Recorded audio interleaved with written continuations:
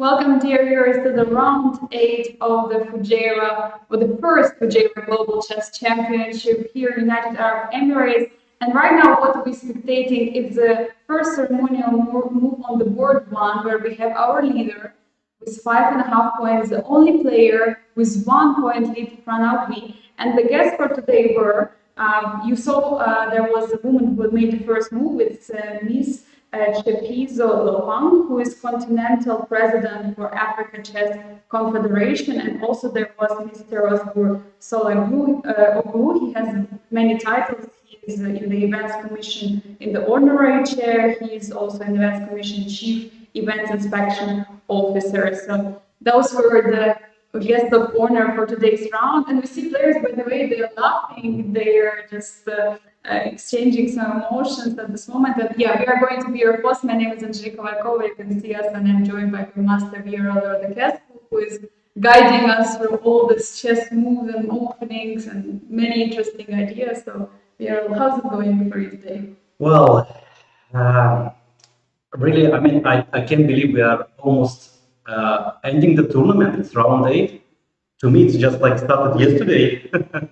And yeah, we have the sole leader, Pranav V, who is playing really great tournament. I mean, convincingly winning yesterday against Tabata Bay. But everything can happen. 2 more rounds, you never know. For instance, today he plays with black pieces against Mishra, very ambitious young player. He could win yesterday. He had another good position a couple of days ago. So I believe that it will be decisive probably. Yeah, today is going to be a very tough day for all the players because they understand this is their last chance. And seeing Pranav V with 1 point distance, I mean, it brings a lot of ambitions. Because, also recalling the prize fund of the event, the first place is getting 23,000. Comparing to the second place, which I believe it's around 30, so like 10,000 less. Of course, it's a huge difference going to the first and the second place and so on. But I think what is the most important also in this event is the FIDE circuit points which players are getting, which potentially getting them higher on the FIDE circuit leaderboard to get an opportunity to play in the candidates, because I think this is the goal for all the players to get into the championship cycle. Yeah, and we could see the example of Angelika. He was very close to qualify for the candidates tournament, just playing open in the open tournament. So it's realistic. I mean, if you win this event, so next week starting another strong event, the FIDE Grand Prix, Grand Swiss, yeah, I think, yeah. So also from there you can qualify to candidates tournament. Many opportunities for grandmasters. Yeah, and I think it's great at making chess more inclusive, to get the opportunities by playing open tournaments, and because not many players are getting all the invitations in the closed tournaments, or not everyone has this opportunity. So it's really great, I believe. Yeah. So the championship circle is not for elite players anymore. I mean, anyone can join. Also, we can see the example of Azerbaijani Grandmaster Abbas. He managed to qualify for the candidates, so everything is possible through World Cup, Grand Swiss, and getting points in this tournament in Fujairah Global Chess Tour. Yeah, absolutely. And also last year's candidates also showed, for example, so many new faces. I mean, usually we had all this old crew, all the same faces were participating in candidates. Then suddenly we see 3 Indians there out of nowhere. Yeah, there were no Indians before. Now suddenly there are 3 Indians, and after Vishwanath, yes. So yeah, and probably who knows? Maybe this year we will see Mishra or other players playing the candidates tournament. I mean, I believe this is possible, and of course we have the first move on the first board. Yeah, so let's go to the board 1 and see, because I believe that we had the ceremonial move 1d4, and it is on the board. So Mishra played d4, yeah? I think it looks like almost Nimzo bishop before will be and bishop before is played. So we have Ninso, Indian, and we have A3 variation. Oh, the game will be sharp. Yeah, exactly. It exactly shows Mishra's intentions. Yeah. So if you play this unbalanced position by A3 and Mishra takes E3, it is clear your intention. I mean, of course, you could play something like instead of A3. I mean, E3, Queen C2, Knight F3. Any moves are possible, but E3 exactly shows that he is ready for big battle. And here the move Knight E4, very rare move, played instantly. Could we click on the book just to see how? Yeah, no, yeah, the move is. I mean, it's. If we go, Knight H3. Knight H3, White's idea is to play the move F3 because immediately F3, Queen H4 is coming, and White is just losing material. By the way, this is also tricky. This is also tricky because after Queen H2, Knight H2, the Queen is trapped once again. Queen H2. Our Queen traps are starting all over again. Yeah. But as was proved by practice, White is not in time to trap the queen. So this is winning for Black. I mean, it's considered to be winning. So Knight H3 played. Now the next move is F3, and of course Black cannot take the pawn. Black plays here the move or D5 or F5, not command F5. And after F3, Black retreats the knight back. So it's a kind of harmony. Yeah, pawn on F5. Controls the square E4, White cannot push E4 immediately, just losing the pawn. And here White plays or Knight F2 or maybe E3, Bishop E3, castle, and then plays for E4 idea. I have a question, Viorel. After Knight E4 is played, how often was Knight H3 played the move? Because I believe that if Pranav goes for Knight E4, he has to be ready Knight H3. It's such a natural reaction. But what we see right now is that he's not making a move just yet. Well, according to statistics, this is move number 3. So E3 and Queen C2 are more popular here. E3. So pawn cannot be taken. Probably Black reacts with the same play, F5, and we might have something like similar position, Bishop E3 here, and this continuation. Also, Queen C2 is very logical move. Yeah, you are attacking knight, you are defending the pawn. And after F5, White probably plays something like Knight H3, the same. Because once again, F3 here is not possible for the same reason. Takes, and here Knight H3, and this is another, I believe, theoretical position. I mean, with inclusions of move Queen C2 and F5. Once again, it's not simple here. I mean, Queen is almost trapped. You need with White some moves here, yeah, like King of Bishop F4 or King F2, Bishop G2, and then Bishop somewhere out and Rook H1. And here Black plays with D6, E5, F4, as I remember trying to save the Queen, to liberate the Queen. So yeah. I mean, if you play the move like Knight E4, you should be ready for all those variations. And White instantly played the move Knight H3, and it came as a surprise to Pranav. Yeah, F5. Okay, this is the almost obvious reaction. And after F3, because now White is kind of forced to take F3 because pawn hangs. F3 and Knight F6 back. And we are getting some kind of Dutch defense pawn structure, but yeah, no bishop. But no bishop. Yeah, and here White. By the way, if I'm not mistaken, there is a pawn sacrifice. White can play the move E4 here. Yeah, now I start remember this idea. So if takes, no, Bishop G5. Or taking minute or Bishop G5, I don't remember exactly. But this is kind of maybe like a strong idea is considered this pawn sacrifice. Takes, and if you take here, White takes with the queen. I don't know, maybe White can sacrifice something. Takes, Bishop D3, and look at the position. Yeah, White is better developed.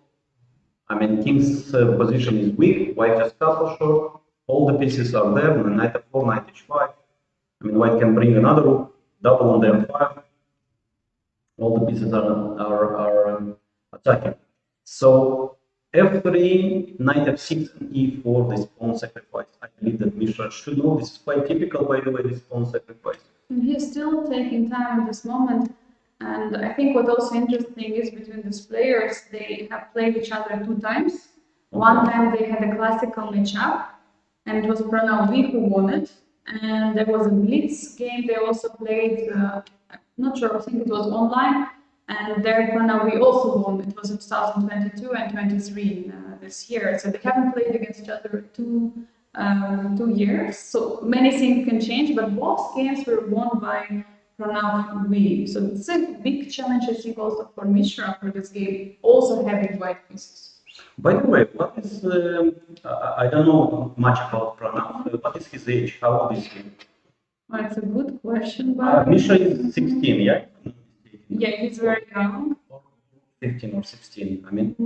And Pranav, okay, I don't know much about him. So when Mishra is 2009, so yeah, he's 16. He's 16, yeah. This is what I remember. And for Pranav, he's 18. So he's 18 only, 18 only. And they played 2 games already each other, yeah? Yes. Okay. 2 years ago, so it's of course a lot of things changed. Yeah. Have improved drastically since then. But yeah, definitely it's nice to see this history, how they played against each other. But now it's a big challenge. Who is going, and the biggest question, who is going to be a winner of the first Fujairah Global Chess Championship? By the way, 2 games played in this position. And yeah, I believe that F3 is the most obvious move. And once again, if Black by mistake move the bishop not on F6 but on G6, we have another queen's trap. I like it. We always find this. Yeah, exactly. So just okay, let's have some fun. Yeah, so after F3, white is forced, black is forced to move the queen to the knight to F6, and here white can try the very aggressive approach with E4. I mean, this I believe white should play because you started with the variation with A3. I mean, aggressive approach. I mean, you should continue probably in the same way. And E4 is like the ideal move, yeah, for deciding the initiative. So it takes one more time. Takes bishop G5. I just said. I just forgot my own idea. Yeah. So bishop G5, and if black takes, queen F3. So probably black should just castle here. And if white takes on E4, now H6, yeah? And can white sacrifice the piece? It's typical for Italian Spanish, but maybe also here it might be... And now knight E4? Knight E4, and we have the move queen H5, or not. Let's try. Let's have some fun. Let's have some fun, yeah. Queen G6 is red. Pawn takes or knight takes? Probably knight takes, then check, and we win everything. So pawn takes. Yes. Queen G6 check. And now King H8, and now we need something decisive. Bishop D3, yeah. Bishop D3 looks good. Yeah, if black takes the bishop takes E4, let's say queen E7, and how do we checkmate here? We need a killing blow. Queen H5, we have a tempo with queen G7, we have queen H5. Maybe castle long? Maybe just castle long and then... Or king D2, I don't know which one is more effective. Okay, let's try. Let's say king E2, and king E2 is already far, yeah? Far. So check, this, and rook to F1. Yeah, this is checkmate. But the only thing that king on E2 might be under some... Maybe can be... Rook F6, queen H5. Queen F6. Then queen H7. But some... it's checkmate. Yeah, just a small checkmate, yeah. Small. Yeah, so... Rook F6, maybe, no? Rook F6, I'm trying to understand what is the difference between king E2 and castle long. So check, let's say king to G8 and rook F1. Probably it's still more or less the same. But king E2 for some reason is not winning.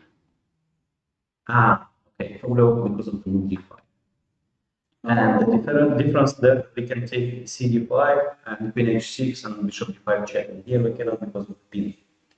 So this is the difference. Yeah, so castle alone is winning, or maybe king to g2. Okay, this is already too hard. No. Also this one, yeah, maybe same reason. Maybe same reason, yeah, d5. So what is the move then?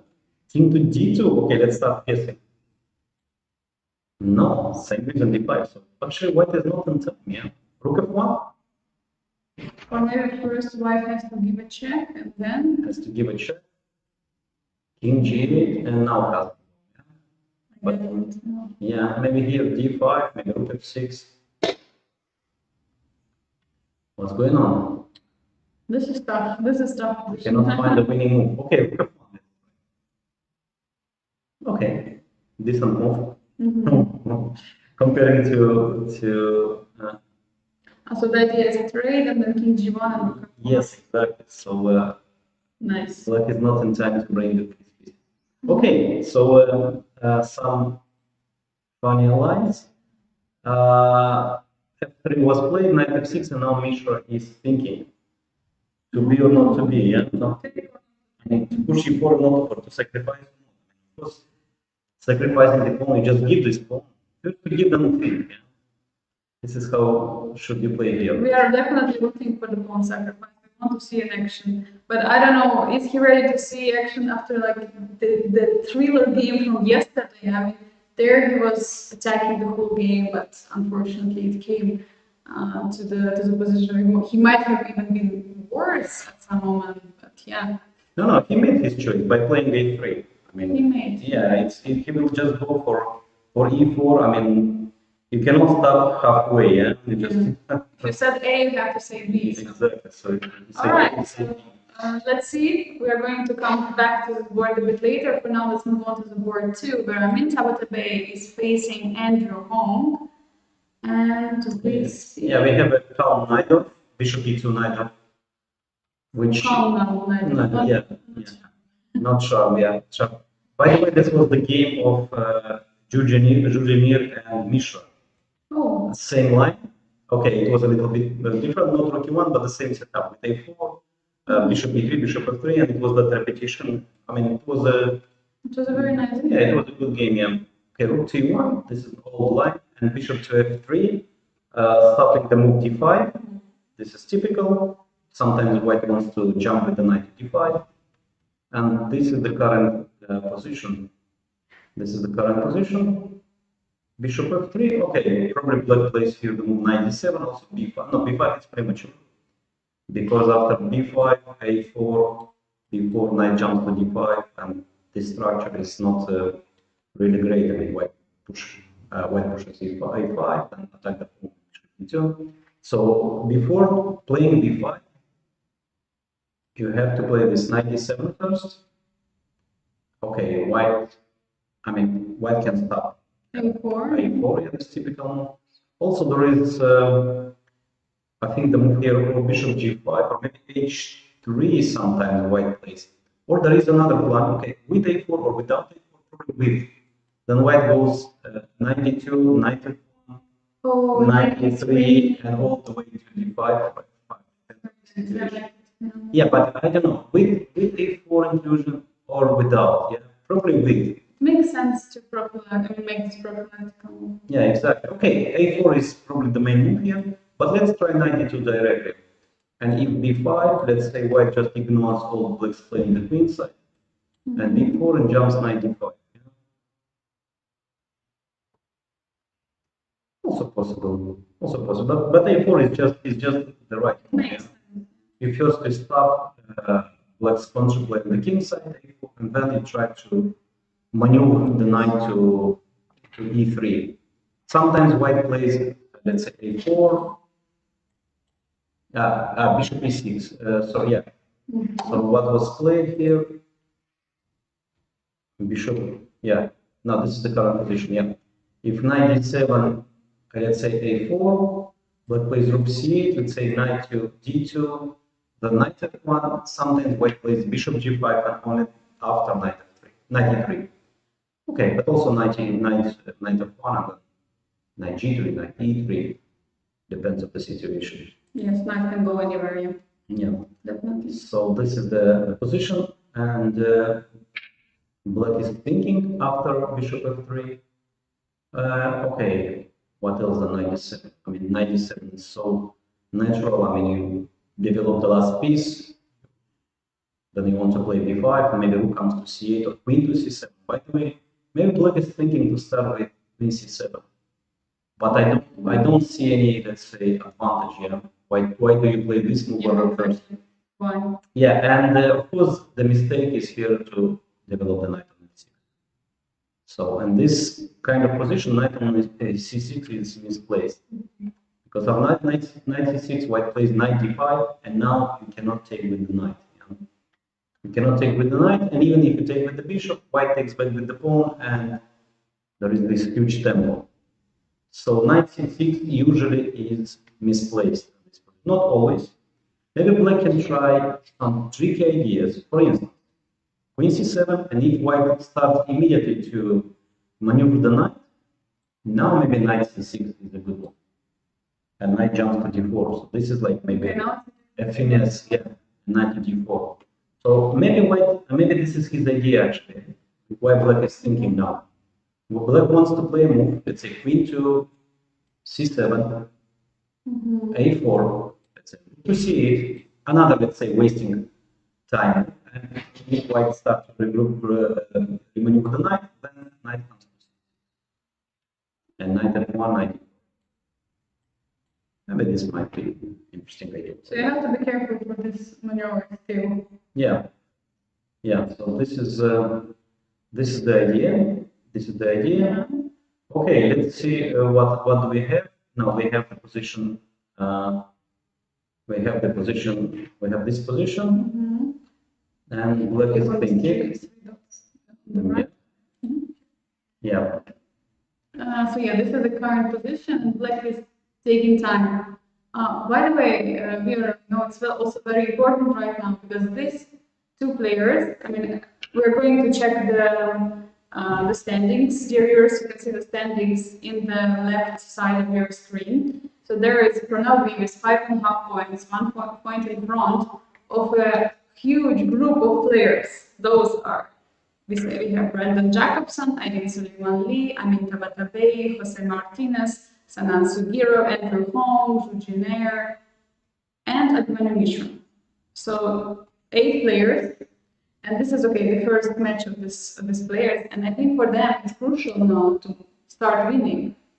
Yeah, exactly. If they want to compete for the first place, I mean, of course, winning today is very important. Otherwise, you might just be out of the podium. And Black played the move h6. Okay, so probably same, let's say, waiting strategy. Yeah. Also, by the way, maybe h6 is connected with the idea of knight h7 and something to g5. Maybe bishop, maybe knight. Let's say white plays the move a4, and Black just plays the move knight h7, and bringing one of the pieces to g5. Yeah. I don't know, bishop or knight, depends on the situation. Let's say knight d5, now bishop g5. Then you play the bishop, correct. And if white plays a move like a5, okay, gaining some space on the queen side, then probably knight g5. Yeah. Knight g5, and in this scenario, by the way, Black can develop the knight on c6, because now there is a threat of bishop b3, pawn b3, knight e5, knight a5, yeah? So targeting the pawn. Okay, this is an interesting idea, h6. So Black is preparing the move knight h7, and also this knight, yeah, is trying to be flexible, yeah, maybe c6, maybe d7, depends on the situation. Okay, and what white can do? Maybe white can play this prophylactic idea. I'm not sure, probably this is not good, but let's try. g3, and if knight h7, I want to stop Black's play with h4. I mean, no more knight h5, no more bishop g5, sorry, but it might be weakening the king side. Yeah? So in some situation of bishop h4, g5, even the hook, or maybe f5. I mean, it's double-edged, this idea. To me, this is like interesting approach. I mean, I just try to limit black's counterplay. And by the way, h6 was played. H6 was played, and now white is thinking, yeah? So to play a4 against b5, maybe to play g3, h4. Okay, if you start maneuvering the knight, then probably, as we said, knight comes to c6 and then d4. So yeah, so white should choose now, yeah? What do you do? a4 looks flexible, maybe not yet just pushing a5, but just for a moment a4. Yeah, and let's say after knight h7, again, yeah? As white, you have to decide how do you react? The bishop on g5 is a threat. Knight g5. Maybe knight d. But knight d5. Knight g5, then bishop to g5. Yeah. Okay, this is not the end. Maybe bishop is. Bishop is. Maybe just a move like a5, jumping to b6. It makes a lot of sense. Because now knight c6. Yeah, and I don't know, bishop takes c1 probably. Maybe queen. Yeah. Queen, but then bishop. Or knight g5, then bishop takes to d5. Yes, you're right. This structure might be good for black, yeah? Yeah, this looks. Yeah. Yeah, knight jumps to g5, knight c7, maybe black can push e4. Of course, there is majority on the queen side, but at the same time, there is majority for black on the king side. Yeah, so once again, we have the position after h6, and if a4, knight h7. Very interesting approach by Andrew. h6, preparing the move knight h7. Actually, this is a very common also idea in many openings like Kalashnikov. We have seen yesterday this h6 and bishop g5 trading the bishops. Also in some, let's say, Jokopian, bishop on e7. Sometimes black plays h6, bishop h7, h6, knight h7, and something to g5, knight bishop.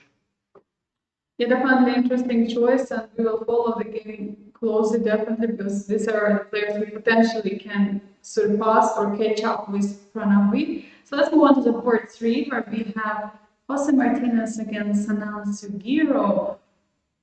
And thinking on move 5, and the position that even my kids, like 5-year-old students, they know, let's say, 20 moves of theory.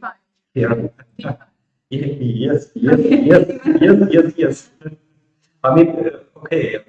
This is like the basis of chess. Could we open just to see what else? It's 17,000 games here at least. I don't know. Okay, but it's just master database, so it's from the very top. So it's 1,800 games were played with the move d5. And the first game in this position was played in the 15th century. So wow. Something like that. Yeah. But there are already some other moves which were played here, not so regularly, but they were. So apparently. Really? And look, there is knight e4 and knight g4. Okay. But, I don't know. Maybe knight e4 to transpose with d5 later. Knight e4, yeah. Well, let's try to, and if bishop to d5, you play knight to c5, yeah? Let's inventing the theory. But I'm so confused now, because if he prepared something here, he would not spend time thinking about it now. Yeah, you just play immediately, yeah? Wait, how much time did he have before the move e5? Okay, 124, and now he's thinking already for 18 minutes. Yeah, 18 minutes. And sorry, when you passing this now, he looked at the board, was like interesting position. First time I see in my life, yeah. By the way, recently now in the St. Louis tournament, it was played this variation: d5, bishop d5, and knight d7. Okay, which is one of the main, let's say. This was the game of Westbiscoe against Saturov. Yeah. This 97 is also what I recommend with my course with my coach on chess.com. So because this is becoming okay, yeah. I'm also recommending without courses to my students at this 97. Yeah, because we can show that one of the main moves is knight e4. Okay. Yeah, and after knight e4 we have this long theory. Yeah, I know that black here can play this tricky line. By the way, do you know it? Do you know this line? I didn't play it. So. Here black And here you can make a draw immediately, like takes. How is the draw here? It was a perpetual with sacrifice of the queen. Take. Black takes immediately on f2 or first? Yeah, maybe immediately on f2. Takes. King f1 takes. Takes. King f8. So taking the rook is losing because bishop a6. White plays a move like no, something for queen to d, queen to e2. I don't remember. Queen to d3 maybe.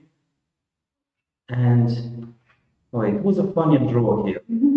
Okay, I don't remember now, but yeah, knight e4, bishop c5 is one of the moves. Of course, bishop d7 is the main. And instead, what do we have? Instead, we have Sugirev that is still thinking. No, this is shocking. A knight e4. Look. Wow. He did play the move.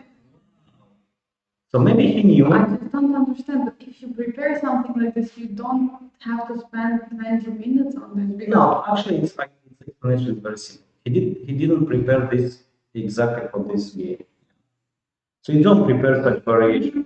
Probably you just prepare it like you look at this variation, let's say a couple of weeks ago, 1, 2 weeks, and you don't remember exactly the moves yet. And you spend your time to be sure that you remember everything there. There is no danger, and you know how to play. Yeah. And if you say yes, okay, yeah, I go for it. If no, you go to the main line. makes a lot of sense. Yeah, it's. Can we take a look at the earlier move just to see maybe Jose Martinez surprised Sugirev with the Scotch? Maybe that was the reason he went for it. It was a Scotch move. Yeah. Okay, And now bishop c4, knight f6. Okay, here he starts spending time. So basically, after bishop c4, he already started to spend time because he was not accepting the Scotch gambit. Yes. Yeah. This is probably the whole story. And then, continuation of this, what you said, he prepared against one of the games this already. Yeah, probably not for today's game. Yes. Probably some, I don't know, days ago, weeks ago. Maybe previous tournament. Yeah, exactly. This happens. By the way, I don't know, what do you recommend here in your courses about bishop? Sorry, I play the courses with black. With black. So it's 97 is a recommendation from black. So here nothing, yeah, no recommendation. By the way, if you like force variations and you like to take a risk and to grab a pawn and take some risk. Yeah, this bishop b4 is very interesting. It is really interesting. I mean, we just want to punish white for giving the pawn. But it's okay, it's so complicated. I mean, you just sacrifice one more pawn, takes, and something like castle here, and here everything starts. It's crazy. Okay, so knight e4. Oh, knight e4, queen e2. Sorry, bishop. No. What was played? And then knight c5. Knight c5. Knight c5 and c3. Yeah. And everything played instantly by Jose Martinez. He's ready for this. Yeah. Okay, he's very well known on, let's say, in online online games. He plays all these tricky variations. Like he knows quite well. And okay, and here, if you don't want to go to any, let's say, force line, just give. Yeah, and it's very important that you play d3. You don't give up the pawn on d4, because then the pawn takes and the d4. White is having this huge center, so the d3 move is very important. And also, at some moments, it's a very schematic idea. Also, in other positions, d3 move, because if you take on c3, you're helping white, right? And white will take with a knight on c3. You will still keep the pawn. You will be up a pawn, but then the development will be definitely lacking. White will have such a huge activity of the pieces. So from your courses too, yeah? Okay, this is d3, but not this position. Okay, so who knows? Maybe I'll buy your course one day. Some interesting things. Okay, so he's still thinking, yeah. But what else then? Can we just keep the pawn with knight e6 move? I don't like this move, but let's try. Wow. I don't want to give the pawn back. materialistic approach. Yes, The yes. pawn is a pawn. Especially you want to win the game, yeah? Yeah, of course. It makes Just grab a pawn and say, okay, show me. Show me what you want. Yes, so now what? What do we do? Castle? Bishop takes e6? Probably not, yeah? Don't give such bishop. Castle? One idea. h4, h5, h6? What if you somehow Typical. take On d4? Knight takes? and then after knight takes, you take Some bishop. and now No. queen g4 or queen g4 d6 queen Or even d5. yeah. Oh yes. Or knight c2 check. So queen e4. Queen e4 and okay, I can go with knight d6 back. Just getting activity. And also I want to d5 takes. No, this is too much. Okay, knight d6 back. Yeah, just okay, now at some moment there could be ideas to push f4, but no, maybe not now because bishop c5 immediately coming. The castle goes here, knight c3. By the way, there are two games. Look at this. Yeah, and by the way, played at a very good level. Oh, Sham Sargsyan played with white. Yeah, and Azarov with black. I mean, 6 grandmaster. With Ioannidis also great grandmasters. Okay, very interesting. Very interesting. This to me, this is absolutely new. I have no idea about this. I don't have any knowledge, let's say. But t3 looks was the move like stay. Yeah, just give this pawn back. I believe that actually white can even more. Look, this move. I don't want to take the pawn. I want to play b4 and take with the bishop, yeah, and keep all my advantages. That makes a lot of sense. Queen e3, let's say black plays bishop e7. White makes castle, black makes castle, b4, knight e6, and bishop takes d3. White keeps the bishop. I mean, always some threat on h7. Then sometimes white can push b5. Rook to d1. Okay, it's just interesting position to me. I mean, yeah, this is what white doesn't want to, yeah, to take the pawn. d3, queen e3. That's what we expect. Yeah. d3. So, okay, also knight e6, by the way, is not that bad. I thought that this move is bad. After knight e6, once again, if white just takes the pawn, take on d4, knight takes d4, knight takes d4, queen e4, knight e6, this is castle. It's just nice compensation. And after knight e6, white can probably castle immediately. Castle short. Okay, black plays on c3, knight c3, this is obviously not good. And if black plays bishop e7, maybe here we have a kind of a double attack. Take on d4, take on d4, take on d4, knight d4, and queen g4. Okay, I thought somehow this is the end, but not. It's probably the position is not easy. I thought it's just double attack, and knight e6. If just bishop takes e6, this is winning, takes, queen g7, rook f8, bishop h6. Should be like game over. But instead of the move knight e6, maybe black can play the move d5. Not sure about this move. d5? d5, yeah. So no time for Ampasan, no time for the knight. Queen takes g7 and rook f8. And despite, let's say, of weak king, I mean, no castle, I mean, black is actually doing fine here because next is bishop out, queen d7 castle on. Bishop e6, queen d7, no castle. Yes, exactly. And black, sorry, it's white who might be attacked by the king. Yeah, potentially yes, yes. So okay, many interesting ideas. I don't believe it's so easy. So interesting choice by Sanan Sugirov. Okay, he spent half an hour. Yeah, I mean, usually it's too much, a little bit too much. Yeah, because move forward. Yeah, exactly. And probably here we'll have a very sharp team, and you need this time. You need this time later.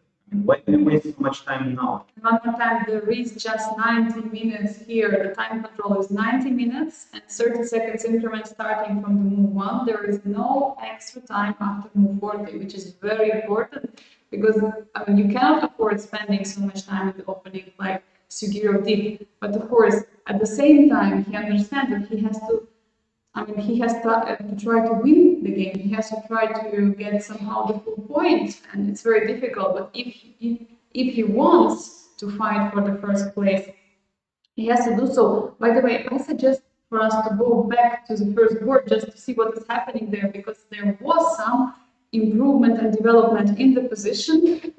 Before we go further to the boards 4 or 5, I just wanted to see what was played. What did 𝐒𝐤𝐬𝐻 do? And he did play e4. Nice. Yes. He went for sacrifice. Take and taking on e4. Okay, we were suggesting the move bishop g5, which is, I mean, to me it's like you develop the piece, there is some pleasant thing, but okay, this is also very concrete. Probably his idea was maybe we can try to show maybe knight after knight e4. Yeah. I believe it was queen f3. Or queen h5, maybe. First weakening the structure. Oh. Okay, it's probably both, and maybe even queen h6 here. Queen f5. Queen f5, knight f6. Queen f5, knight f6, bishop g5, castle short, and something like bishop d3, knight c6, and still white position is much better. I mean, look at the black skin, yeah? I mean, in castle there is this very important pin. Or knight f4, h4, h5, just check it here. So black cannot afford taking the pawn, it would be too dangerous. That's why, what did Pranav do? d6. Mm-hmm. So black is intending to play e5 next and to stop all these advances of the pawn. So bishop d3, and then he did play e5. And look at this, after the bishop d3, there are no more games. So this was the last position. If we go one move back, one move back, here, if you open the book again, there is going to be 2 games, knight f2 and c5 are played. Okay. By the way, by the brother. Also international master. So this game was played in 2 games, and knight f2 and c5 are played, but bishop d3 is a new move. e5 and knight to g5. Very interesting, trying to provoke the weakness with h6. Knight c6 was played instead, and this is the current position, and white is thinking. And once again, yeah, Pranav is playing very fast on the opening. I mean, he's very confident. I mean, doesn't matter position is good or bad, he just plays fast. And recall the game of Pranav V against 𝐒𝐤𝐬, where he got in such a huge trouble with this move f4. I mean, he messed up or mixed up the variation. He played the move which he was not supposed to play in that position, just there was 1 pawn difference. And he just got into trouble, and I mean, fortunately for him, he saved the game. He could have lost back then. He was very lucky. Yeah, and once again, yeah, here, okay. So black's intention, of course, is just to take the pawn, yeah. And how white can continue, because bishop e3 we don't want to. Knight g4, yeah. I mean, bishop e3, knight g4, and this is probably good for black. Too many things are hanging. And what instead? d5?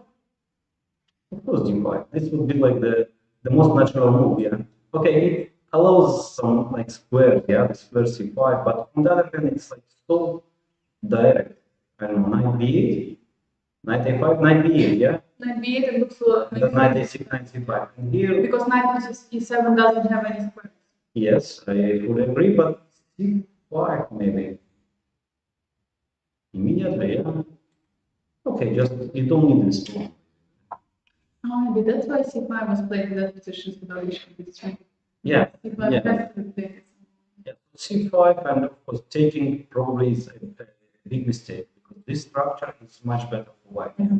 Okay, maybe not c5, c4 directly, maybe castle first. And then bishop b3 and then... Well, no, even c4, bishop b2, knight to f3, and all the pieces are attacking the pawn. Yeah, this is probably advantage. So black just should continue by, I don't know, castle. White also castle here, and There is no 96, there is no 97. So this, I believe, is interesting. Yeah, this looks. Yeah, because then we have this maneuver rook a2, rook f2. Oh, I like it. This typical idea to bring in the rook. I mean, normally you need to play bishop out, queen out, and bring the rook. But actually, you don't need it. You just bring the rook immediately into the game by rook a2, rook f2 maneuver, which is typical for this type of position. Okay, so what is thinking? What else? So d5 and c5, that will be like yeah, tempting. Yeah, you just take some space and then you sacrifice the pawn just to open up your bishop. Knight f3 back looks a little bit too slow. Yeah. Can we just sacrifice the pawn? I don't know. Just castles, takes, knight takes, and now c5, e5, followed by knight h7. I don't know. Not our pieces. We sacrifice them. Let's do it. Knight h7? Yes. It looks great. Yes. He takes queen h5, so, and also threat is knight f5. No. The threat is maybe Maybe bishop g6. Bishop g6, maybe rook f6, and queen h5. Yeah. So knight takes h7. Let's check. Queen h5. Yes, and the king is. King this. Yeah. Okay, trying to escape. How to checkmate here? How to win the play? Look at the 7, yeah. Yeah. Queen takes e5. Or queen e5, yeah. Look at 7, king. Well. King d6, then c5 maybe. I was thinking queen e5, bishop f4, but not. Okay, c5. There was bishop f4, by the way. Bishop Wow. f4. Wow. You take queen d5. Brilliant. Wow. It's fantastic idea. Bishop f4 and black cannot take it with checkmate in 1. Otherwise, what? Queen e8? But there should be something. Definitely. Maybe now. c5, king d5 on the move. Okay, let's sacrifice it. And bishop e4. Oh, I like that. That's Rook e1, yeah. So king d5 back, d5, it's forced to go. King f4 checkmate on with a pawn. Oh, we can take. I thought this is checkmate. King d3, and here, dear viewers, you can find checkmate. Why do we calculate till there? 21, king c4. By the way, maybe it's not that easy. Queen e4. Queen takes it. Oh, okay. Exactly what I wanted. I was about to want. Queen takes up 7. And maybe there is checkmate somehow. Let's try. Rook e5, queen f7, queen a4, king, let's say c3 or d3, and rook e3, and king d2, and well, queen takes d4, eliminating the very important piece, king a2, queen d2. Okay, we did it. Yes. Yes. Checkmate in 15. Okay, so what did we say? Yeah, so there are 2 ideas here. Yeah, d5, knight moves on c5, sacrificing the pawn, and another is just using trying to use the bishop's space, the king in the center, and castle short. Yeah, so 2 ideas for white. Mishra is thinking. Yeah, I believe this. So let's move on probably to the board 4 already now, because we just wanted to show this new development on the first board. Yeah, this is the game Jacobson Brandon with Suleyman Aydin, and what do we have here? Queen's Gambit, yeah, knight c6. It's well, if someone of my kids would play such move, that will be his last day in the club. Punishment. His last day in the club. The knight c6 here. What is for the opening with pawn e6? This is Chigorin. But with e6 and knight c6, immediately I show the door. Enough. all the management, parents, and better to go to play football. No offense to football players, but after this game, yeah, we we asked, play like 96 here. after this game, we asked the arbiter to escort ID to play football. No, but come on, how can you make a move here like 96? I don't know. I refuse to analyze this game. No. Okay, the move is so bad. I mean, Yeah. and knight f6 now, yeah. And by the way, now I remember. Okay, now I can tell you, I have even some. Oh, the move is not that bad, yeah. But still, it's just against all the rules. Yeah, you put the knight on c6, and you play the move e6. So I understand 𝐤𝐤𝐤 line, yeah. So 𝐤𝐤𝐤 is how is 𝐤𝐤𝐤? Just to compare, yeah. c4 and knight c6. So the point being that the bishop is open, yeah. In many lines, you play just with the pieces against the center, like in many openings, like Grunfeld defense, like Alekhine defense. So you play with the pieces against the center. It's understandable. But when you play the knight on c6 and pawn on e6 in the same position, then I don't understand why. Why do you?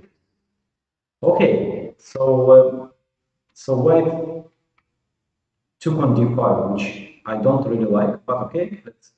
And a3 now, come on. This is I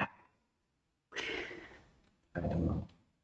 I don't want to say some bad words, but this is, I mean, this is not the way you should play this in such line. Okay, probably he was, now I understand, he didn't want to allow this so-called like new Rogozin, yeah? Where the knight on c6 is not so stupid, especially after c takes d5, d5, bishop comes to f5, queen out, castle long, and so on. This is like playable. There is a long theory here. But you can play the move bishop g5 here, for instance. And of course, if you take on d4, then something like e3 or e4, I don't know, maybe e4 is more precise. And what do? You play knight a5 or what? Or h6? It's strange. Reminding a bit about winning, but the knight is on c6. Yes. So different. Yes, yeah. But winning now probably cries. And see the knight on c6. Come on. Okay. 𝐤𝐤𝐤. Yes, 𝐤𝐤𝐤 cries. They are both crying now. Okay. And Viorel is about to cry. Okay. I simply don't like white blacks and also white. White shouldn't. Okay, a3, h6. Okay, but h6, by the way, makes sense. Makes more sense than a3 because you are stopping the move bishop g5, bishop f4, bishop d6, and actually, and g6 now. Okay, no chance to guess the moves here. G6. No, by the way, at the moment there is already completely fair position. I mean, if you go back a couple of moves, so here was still one game played with move e3. Yeah, we're now Manolaki, two Romanian players. I know them very well. Both of them played many games. No. Okay, not colleagues. Yeah, colleagues. No. Okay, here e3 was played, but queen c2 was played, so this is completely new position. Okay, just stopping bishop f5. Yeah, bishop makes a lot of sense. Not a big philosophy about this move. And g6 again, black wants to play bishop f5. And now if you play e3, you're not in time to build the bishop on e3 because bishop f5 is coming. Yeah. So let's say e3, bishop f5, queen to b3, and here we might see maybe castle long, maybe castle short. That's okay. Okay, black is at the end, black is not bad. Black got, let's say, decent position. Really interesting adventures. Yeah, this is the current position. Okay, what you cannot, I mean, if e3 you're not in time to develop the bishop to d3, but then bishop f5 is just coming with the time. Can you play e4? Like long castle and e4? How do you start? E4 or long castle? If you start with castle, then bishop f5 and e4. If you start with d4, I'm afraid that there is pawn on d4. Okay, it's not only about the pawn, but I give that will be something more than this. Queen e7 might be losing some material here. Bishop d3. And bishop f5. And castle. Yeah. Okay. Let's check this one. Yeah. Maybe 94 first. This is the precise move. Bishop f5. Castle or f5. Just in the piece. Okay, doesn't work. No, I'm just trying to figure out what else. And e3 was No, I played. think this I can predict the plate, and then we have the Carlsbad or something. How they call it? Carlsbad structure. But then if the bishops are traded, and then black doesn't have any problems, and black already equalized, can you say? Well, you see here is a little bit specific. Yeah, this 1966, also G6, H6 might be a little bit weakening, let's say, the position. But yeah, I agree with you. Black is very close to equalizing. I mean, castle, and something like 97. And then black plays the move c6, a6, knight f5, stepping away the queen, and then 96, 94. You might see all these maneuvers. What's probably written in your courses. This is one is Really? white. Do you have okay, not yes, because it's 1d4. Okay. So there is Carlsbad. It's the exchange variation. Okay. By the way, look at this, the battle between two chairs. What's going on? Did they finish the game? No. It's just I believe that so Jacobson was at the board. He was thinking, and Suleimani was not there. He played the move, and then he just left. And maybe they meet each other in the bathroom. Yes, maybe. Who knows? Yes, but Can continue thinking. Yeah.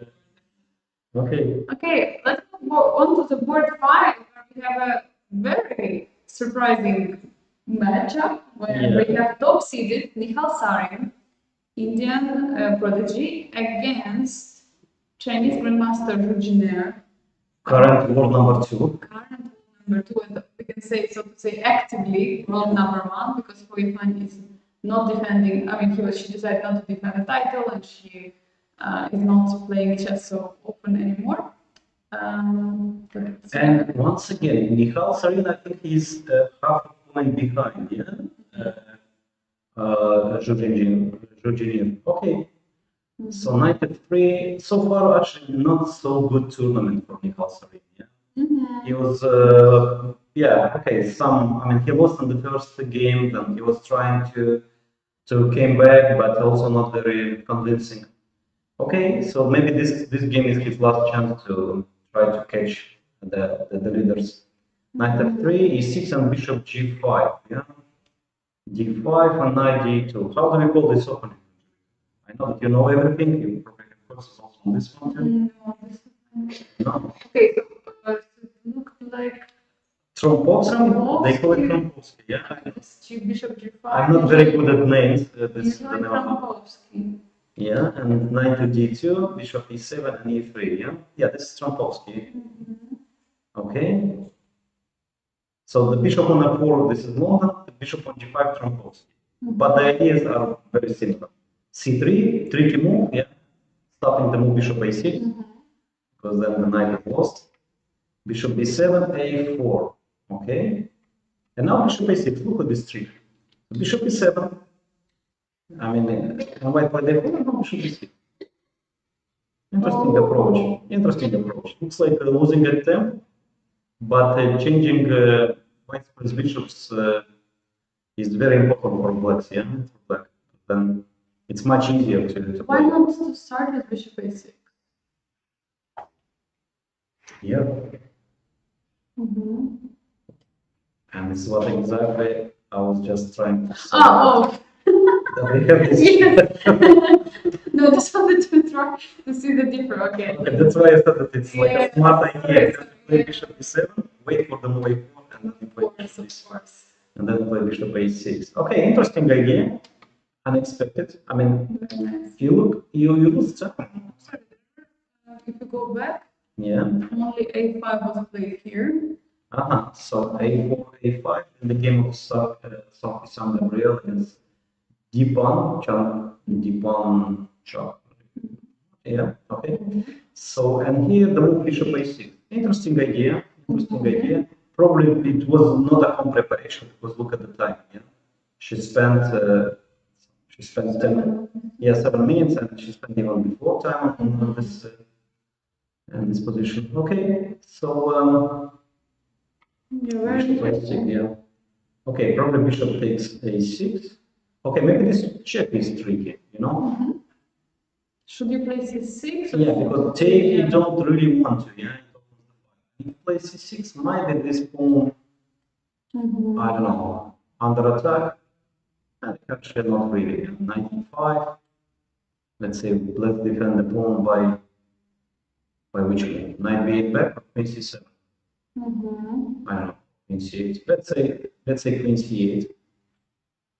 And maybe white can play the type of Dutch defense structure, f4. I mean, because the black's bishop is out, white then castle short and then plays this Dutch structure. Stone wall. Yes, stone wall, yeah.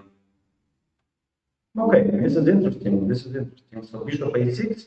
Michal Farin is thinking. By the way, you can do the same without this bishop e5 check. Maybe bishop takes a6, knight a6, knight a5, and then the next move is f4. Okay. What else white can do here? c4 probably this is wrong. Yeah, no, bishop takes a6 and knight e5. The most logical continuation. Maybe white can also try to play with a5 here. I don't believe this is a good idea, but okay, let's try. Okay, a5. So by the way, there is no threat. Maybe the stakes, Yes. pawn takes. Yeah, no threat, but maybe some queen a4 check might be unpleasant. Maybe knight e5, queen a4, knight c6. By the way, it's not easy. There is no, let's say, harmony. Knight a4 looks unpleasant here. Let's say castle. Knight e5 first. What do you do? Queen e8, knight b8, knight b8. Knight b8, then white can take on b6, and the black cannot take back. And you cannot play. c5. Well, c5, knight c6, and taking the bishop. And first taking their white. Too many things are hanging. Maybe queen a4 first. No. Threatening what? Threatening maybe not. But it feels like. Yeah, everything is somehow hanging. Exactly. Okay, so maybe instead of yeah, so a5, knight e5. maybe queen e8. Queen to e8. By the way, I think this is a good move. Stopping queen a4 and also knight c6. Maybe now idea is c5, knight c7. Bring it to knight. Queen e2. No. Stopping c5. And now knight is under attack suddenly. And if knight b8, white can take on b6 and black is going to take on c. Black can play b5 here. Not that bad. And then c5 next. I don't know, b4. Yes, this is a good move. This is no, knight b3, knight c5. Yes, exactly. Wow. Yeah. White took the space. I mean, this knight on a6. By the way, there are no maneuvering of the knight. Not even possible. Not so easy, yeah. So many pawns are hanging. Oh, this is tough position. Yes. So after bishop a6, okay, there are two ideas. One is to take on a6 and play a5, and the other is just to take an a6 and then to play knight e5 and for playing this Dutch structure, stone structure. Okay, so let's go back to board number 1. Let's go check what happened there, because I think today throughout the round all eyes will be on this board, and from our side as well. I mean, whenever there is something which is going to happen, we will always go dive in there whenever there will be any change. And he did sacrifice the pawn. This was your suggestion. Yes. Just sacrifice. Yes, and it takes twice on d4, then e5. So black played move h6, and now white is thinking, okay, knight f3. What else then? Rook f6, no, yeah.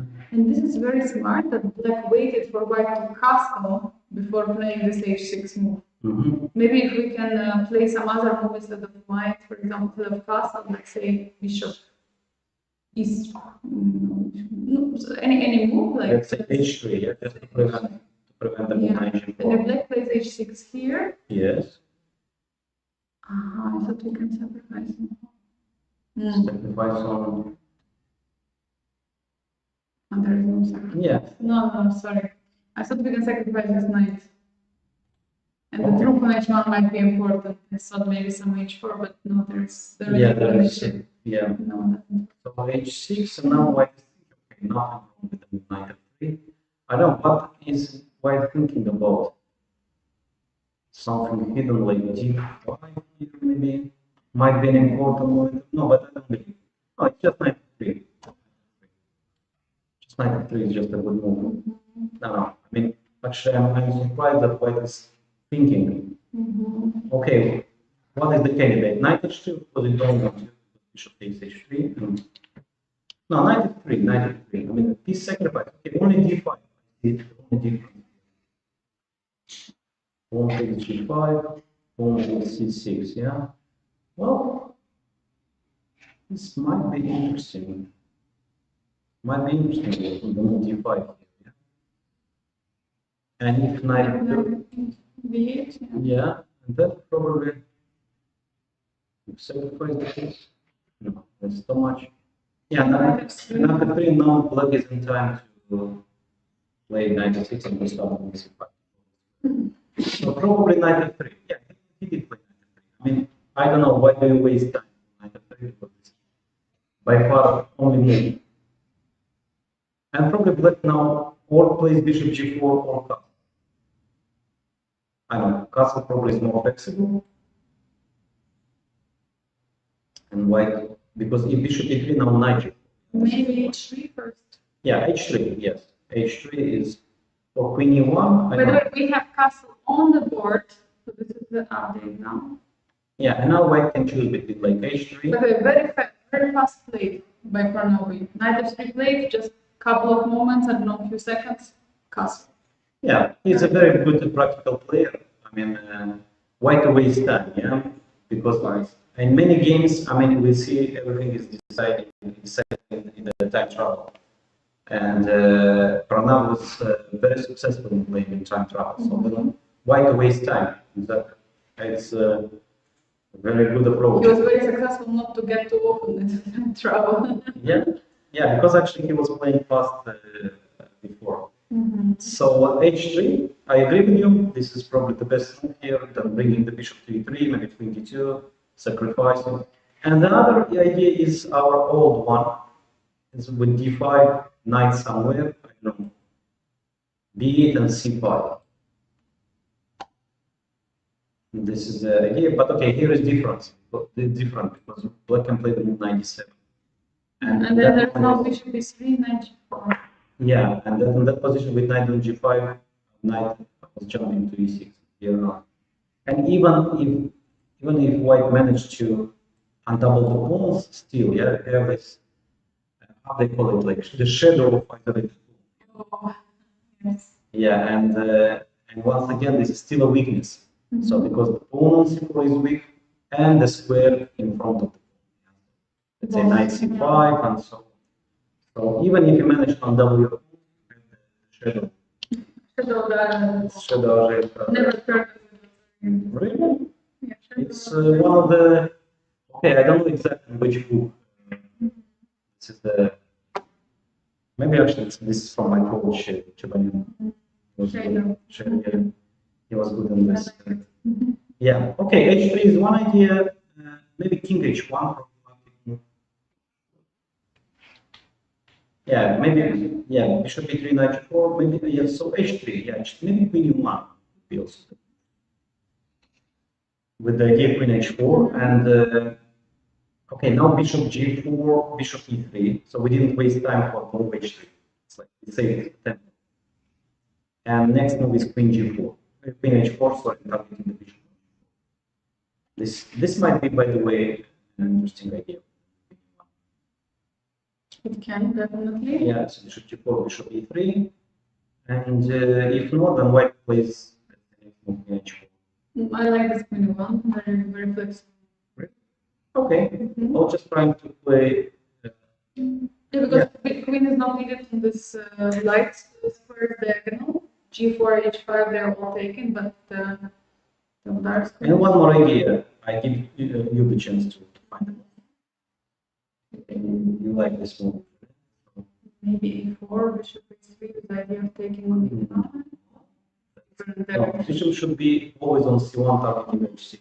there. Yes. Okay. Should we have this idea today?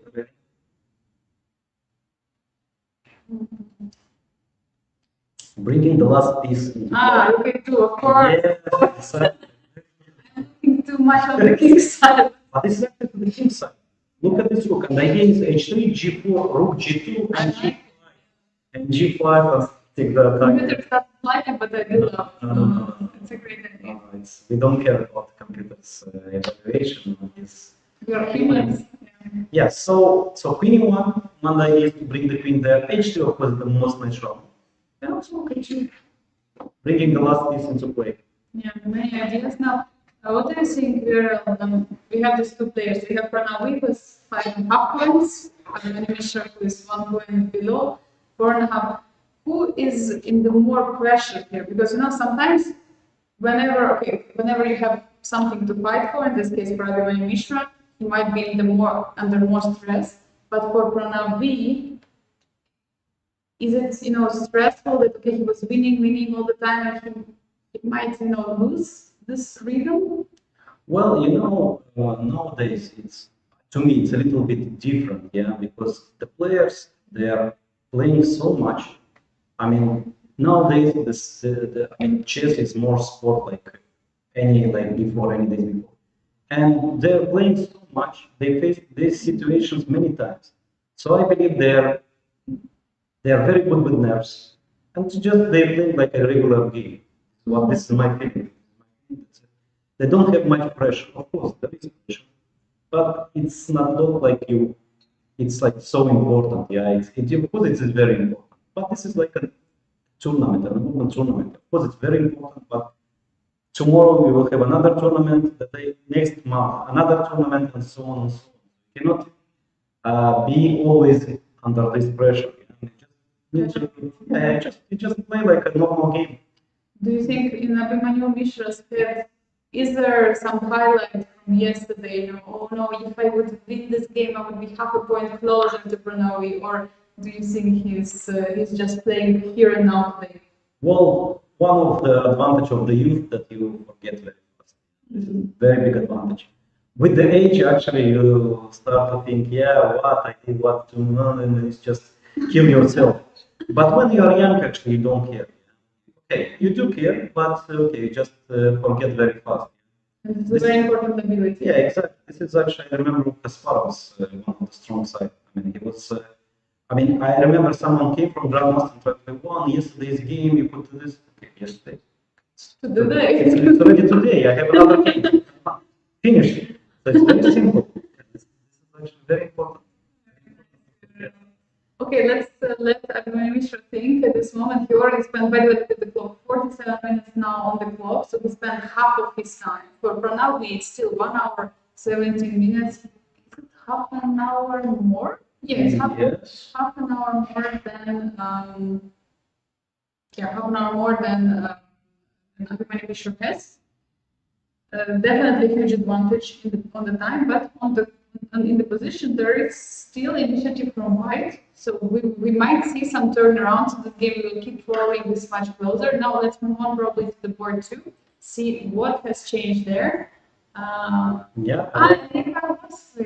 h6, bishop e3. Okay, not a4, not g3, h4, but just completing the development. Bishop e3 and queen c7. Not knight h7 immediately, but queen c7 first. h3. Rook c8, a4, and knight d7, yeah? Mixing all the ideas. Okay, probably nothing wrong. a5, and this is the current position. Maybe h6 was also played just to prevent the bishop.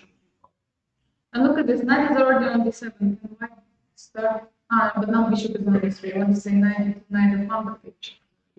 Yeah, exactly. So no more this one. Okay, another one is with the knight on a4. But here c2 pawn. c2 pawn is good. Yeah. Can we just play this prophylactic move like rook? Ah, it's better. Okay, we are thinking for yeah.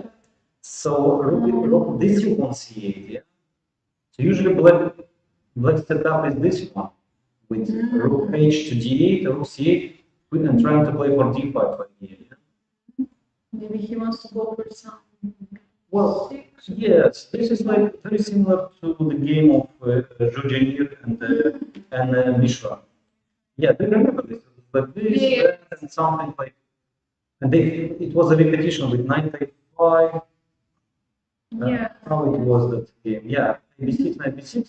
Yeah, it's actually it was very similar, very similar position, very similar. Okay, so yeah, b5 is just. By the way, so many games played in this position that I have. Anand, Bruzon, Shankland, West. It's exactly the same position. Yeah, no, it was only one for an h3. It's a small difference. It's a small difference. I mean, yeah, these are details, let's say. But at some moments there was there was some repetition and then the b5 was played. Yeah. Yeah, the bishop went, and there was the bishop c4, bishop d5. That's there.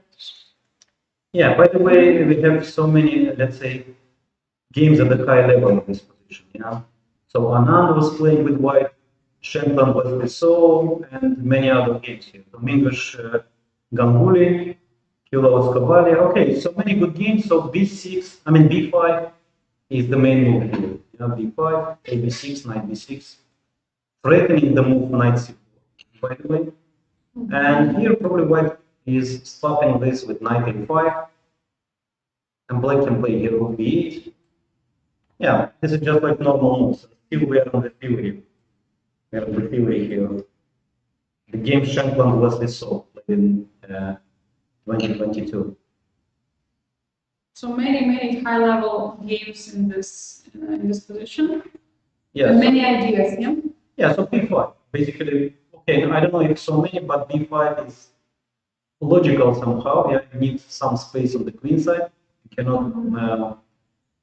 Okay, usually there is also move like bishop to d8, but I don't believe it is here. Yeah. So bishop d8, then queen b8 or queen c6, and b5, and black takes with the bishop. Let's say queen d2, queen to b8. Not sure about this one. Let's say move like what white is usually playing here. Rook to d1 maybe, yeah. Targeting the pawn. And anyway b5. b5 might be. Because now if white takes on d6, then probably takes everything on b4, on c2 hands. So maybe you have to take on d6. Yeah, and bishop takes b6. And now if you take on d6, bishop e3. Yes. So you have to play. About d6, sorry. Oh yes. I have a story. So something like 15 years ago, I was in a British embassy trying to get my visa, and the person there from the embassy asked me what is ambassade. Just to check Yeah, exactly. So, but imagine, so in the British embassy asking French, French ambassade. Yeah, it was tricky. So yeah, this is about. Imagine asking the French person. Yeah, exactly. So I got this. I got asked what is ambassade in British embassy. Okay, so. Okay, so bishop d8. By the way, yeah, it's not not a bad idea. Not a bad, but it was played. Yeah. I think we can produce here many novelties. This is one of the ideas. Bishop d8, queen b8, and b5. Many novelties today. Yes, and look at this idea of pawn sacrifice. Look, no games, and it's like not bad idea. Yes, let's do novelties. Yeah. So one was b5. main move, but bishop d8 followed by queen d8 and b5. Of course, very interesting. Yeah. I like this remaneuvering. The bishop is doing not much on this side, sacrificing the pawn. Okay, we will see what Andrew Wong is going to play in the next moves. For a moment, let's go over the board 3, where we have Jose Martinez with white pieces facing Sana Sugiro with a very unusual position. And very Sana Sugiro, by the way, is down to half an hour on the clock after just 9 moves. It will cost him probably a point or or 2 points. It was only once. Yeah, but you cannot waste so much time. Okay, I understand. D3. Yeah, D3 was played. By the way, it was played in a game of Valkova against B2Go. So it's a high level game. And bishop E7, castle, and A5. Wow. And it was played only in one game, by the way. Still, yeah. Oh, by the way, Blogger Felix played this. German. You played from Germany. From Austria. By the way, I was doing commentary with him on one of the events at Women's Grand Prix earlier this year in May. Okay. That's Master Vasilis. Okay, so no, okay. I mean, it makes sense to play this kind of chess, but this should be home or your home preparation, or at least you should know. But look, move 9, and you are already in time trouble. You have only half an hour. This is incredible. I mean, and nothing. And also, you didn't like equalize. Exactly. It's just complicated position. White can play with rook d1, and then again you will spend 20 minutes more. And suddenly there is no more time. Yeah. Okay, maybe can White try something? No, I was trying to sacrifice more. Okay, 94 might be. 94 followed by a 4f5. Probably d5. Yeah. Yeah, d5. So still this d5 can be there. Yeah. Okay, then maybe White just can take the bishop, but then why did you waste the time with queen e3? So we need a smart move here with the White. Maybe number 91. 91 to take back with the knight. And still probably d4, you know? Okay, probably we cannot step. Or maybe we can stop d5 by playing bishop d5. Bishop d5. Wow. It looks a little bit. But how do you keep the knight on d5? There's no way. Yeah, maybe bishop d5. At least to stop the move d5. But d6, yeah? On this scenario. I mean, it's not easy. That's why I was trying to play here rook to g1. And at least, like, let's say, moves like d5. White takes en passant, queen takes, and something like bishop d3. We don't have castle. But yeah, but so many good moves, including bishop f5. Kinds of moves. Not such an easy position. No, okay, let's go back. Okay, so we want to keep the knight, we want to take the pawn. We want too many things, yeah?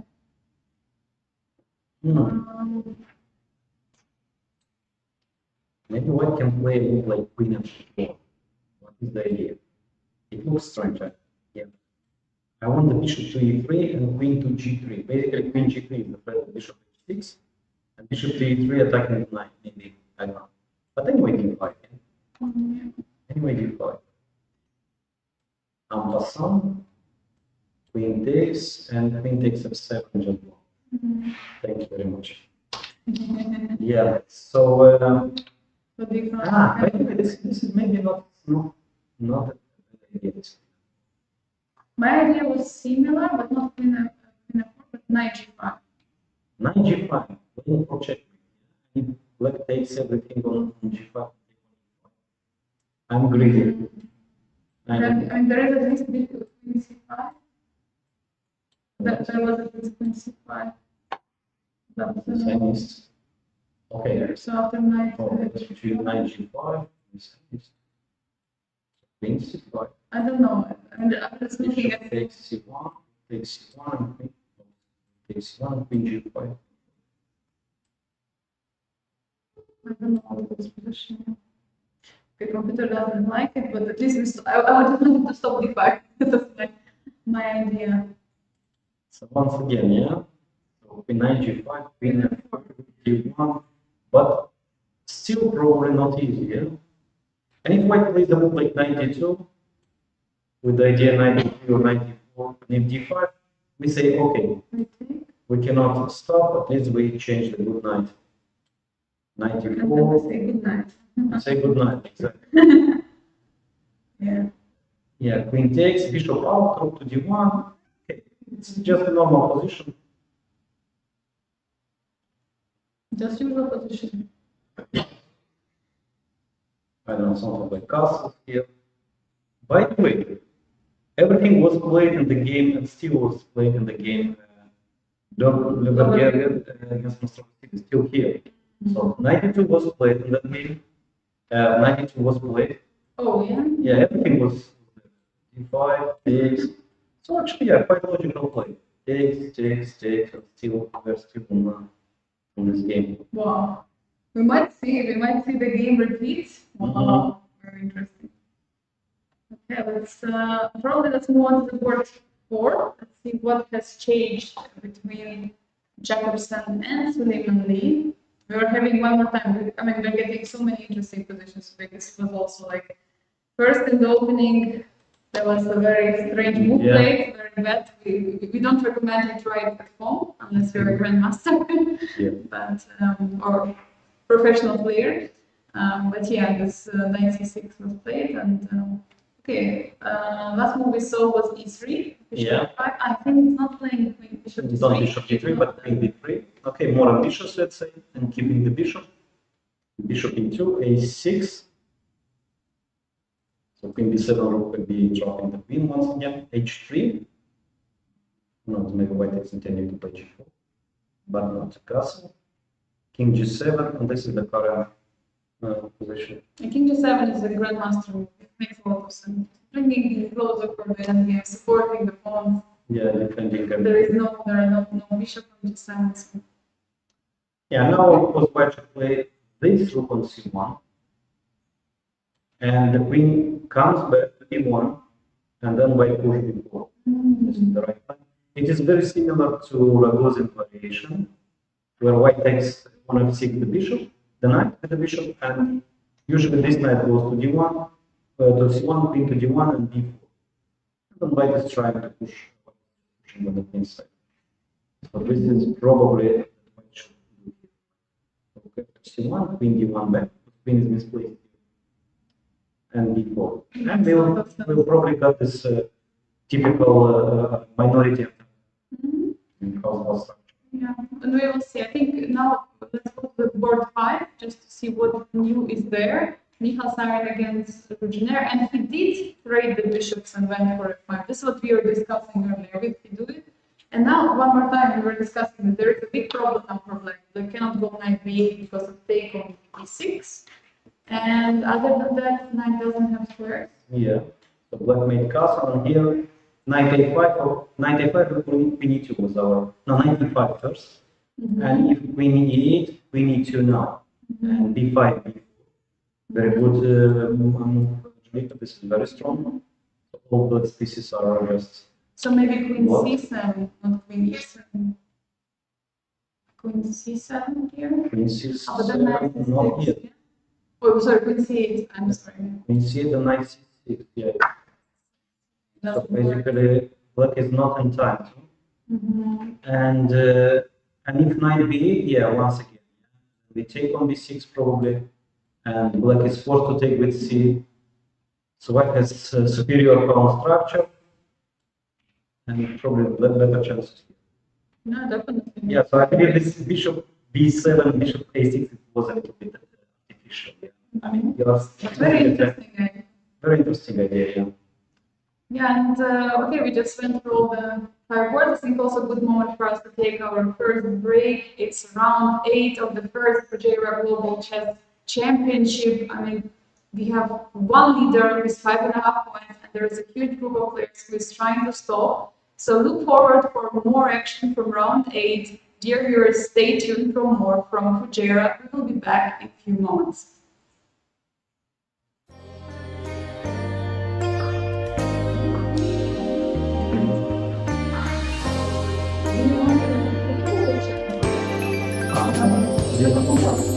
𝐸 easily inside.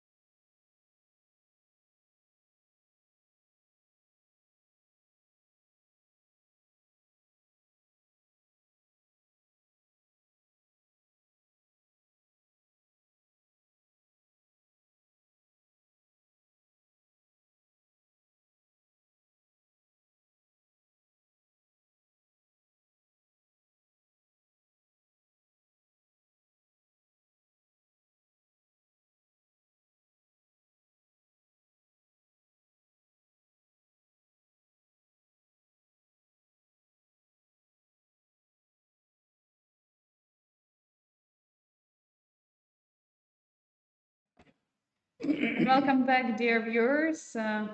It's first Fujairah Global Chess Championship here in Fujairah Chess Club. We have 3 wins. We have Superstars, we have Masters, and the Open. Superstars is the tournament where the best of the best are participating to get, of course, top prizes in the event, but as well as FIDE circuit points. And we have the main battle of today on the first board. It's Abhimanyu Mishra who is facing Pranav V. And Viorel, what new do we see in the position? What has changed? Yeah, so a couple of moves were played, and in this position, there are so many options. We were trying to play h3 with bishop e3 idea. The other idea is rook a2, rook f2 maneuver, which also looks interesting, and of course to play d5 and c5. It makes sense, and Mishra went a little bit different. He did start with the move c5. Very interesting idea, because comparing to our line, we are trying to play d5 first and c5, but here black is not forced to take. Yeah, and after knight d7, we are trying to do. I was trying to explain this is the shadow of the isolated pawn. Okay, and instead Mishra played a better move order, c5. So white keeps the structure flexible. So black cannot take on c5 because probably white takes on d5 on e5 now, and Or maybe even d5. or d5. Yeah, exactly. And then taking the pawn on d5. Yeah, this makes sense. Actually, I like it very much this c5 idea. And black just played the move queen to e8. So basically, this is for the first time in this game that Pranav spent a little bit of time. So okay, But not much, right? not much. Yeah, not much. I mean, it's 10 10 minutes. minutes, yeah. Yeah, 10 minutes on move queen e8. Queen e8 is defending the pawn on e5, maybe freeing the square for the knight. Yeah, maybe on d5, black wants to play knight d8, knight f7, closer to the king. Yeah, imagine like this. Knight goes to d8, the black brings the knight to d7. By the way, d5 was played. d5 was played, and he went to a5. Yeah, he went to a5, and when white played the move c4. Okay, And now very look logical. at the knight on a5, by the way. It's close. Yeah, and actually I don't believe this is a good idea to go to there. I mean, to go to a5. Wait a second. Is there already a threat somehow to try to trap it? For example, Bishop d2. bishop d2. Because if you play b6, white will play c6. Oh yeah, and this knight is like Out of the game. Out of the game. I mean, Forever. Yeah, forever. Yeah, exactly. So yeah, this knight on a5 looks a little bit. You know what black can do here? Let's say bishop to d7 move, and if bishop d2, bishop a4, and trying to bring the knight into the game by knight b3 move. But now bishop c2. Bishop c2. Oh, good move. I missed this. Because knight c4, bishop a4. Yeah. I missed this move. And still the knight is back. And after queen c2, bishop c2, queen c2, b6, white is not even forced to take on a5. No, just c6. Just c6, and the knight is dead. Okay. Yeah, this knight a5 actually, it was a very strange move. I mean, I thought that queen e8 is exactly played just to free the square d8 for the knight. Yeah, I mean, knight d8, bringing the knight back to d7, or knight b8, and knight d7, knight c5, everything that we discussed before this. But knight a5 looks a little bit out of play. Do you think now after c4, black is forced to take on c5? Because this threat of if after bishop d2, b6, c6. I mean, you have to stop this. You have to eliminate this threat. Do you think then black is forced to take? Yeah, maybe. And after bishop b2, now how do you deal with the pawn d5? With the pawn e5? That's a good question. Bishop g4, maybe knight d7. Yeah, probably bishop g4 has to be played. Yeah, and bishop g4. Bishop g4, by the way. Now maybe knight h5, knight f4 might be in the position somewhere. Yeah, or at least knight d7. Now black is okay. So then bishop g4 is a threat. Can white start with bishop d2, b6, and then take on a5? Yeah. And look at this, all pawns would be just isolated. Yes, exactly. I mean, takes, and something like queen to d2, attacking immediately the pawn, and then queen comes to c3. I mean, okay, let's say if black plays this move, then queen to c3, and only two connected pawns, g7 and h6. All the rest are separated. yeah. So yeah, knight a5 is probably a mistake. And after c4 now, he took the pawn on c5. Once again, not spending too much time. He realized the threat. Yes, exactly. Playing practical decision, and it's Mishra who has 35 minutes on the clock, 20 minutes less. Yeah. And he's down a pawn. He's down a pawn. Yeah. Okay, probably bishop d2 and taking on f5 is a good idea, but I also want to try a little bit different approach. Let's say h3, and my idea is just to continue the attack. Look at the position. Let's say b6 and rook a2. I just completely ignore the knight. I don't know, knight b7, bishop d7. And my idea is to play with g4, rook g2, and just continue to attack. And white has a piece up, yeah, in the attack, because this knight is still far from the action. Okay, let's say knight b7, g4, and then white brings the rook to g2, attacking with all the pieces on the king side. I don't know. I think that's yeah. So after of course, bishop d2, bishop takes a5. This is like a safe. But h3, follow it by rook a2 and attacking the. And also there is another idea. So b6, maybe starting with bishop d2 or rook a2. Yeah, rook a2, knight b7. And maybe there is time for bishop b2, knight d7, and queen a1. Oh, and then you put so much pressure on the e5. Yeah, and this is actually the pawn is lost. The pawn is no lost. way to defend it. Exactly. So there are two ideas here, as I mentioned. So to take on a5 or just to concentrate all the pieces on the king side with h3. I like very much the idea of playing just h3, and then white just bring the rook to the king side, or bishop on b2. If pawn e5 falls, the game is over. The game is over. White will retreat the bishop, will play e5. I mean, the bishop on d3 will just be a monster. So it's about this pawn, yeah. So then bishop g4 is a very important defensive resource. So then just we play this prophylactic move with h3, bishop b2, rook a2, rook f2, bishop b2, queen a1. But it makes all sense, the pieces. Right? Like once you see the ideas from black, then you immediately see you have to stop them by this move h3. And this h3 move, by the way, was always somewhere in the position, and white always had this h3 move even earlier. Yeah, we are used to see this prophylactic as a defensive move, yeah.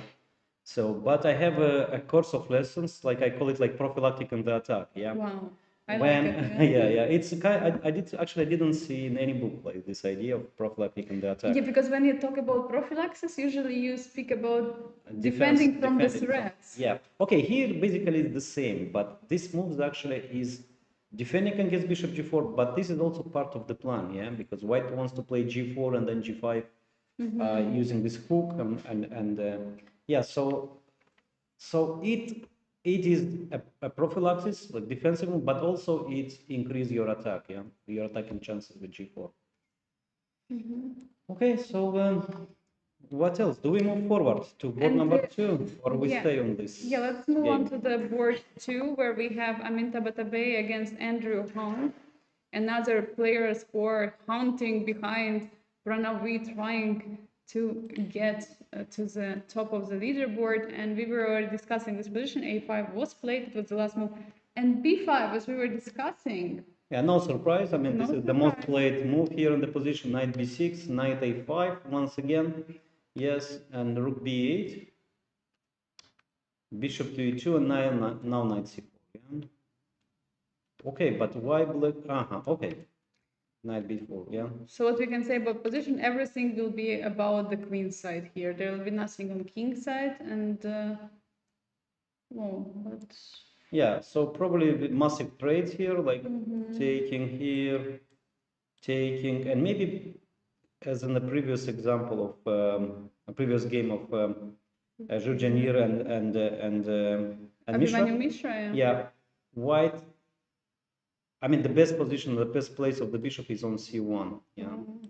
Yes. defending the pawn, and also maybe white wants to bring the rook into play. Let's say bishop e2, rook e2, maybe rook e3. By the way, in some scenarios, let's say, okay, probably of course not here, but also white can attack on the king side. Let's say takes, queen to b7, and maybe a move like rook to e3, with the idea of rook g3 maybe one day, maybe bringing the queen to f3, and bishop h6 is on the way, it's a threat.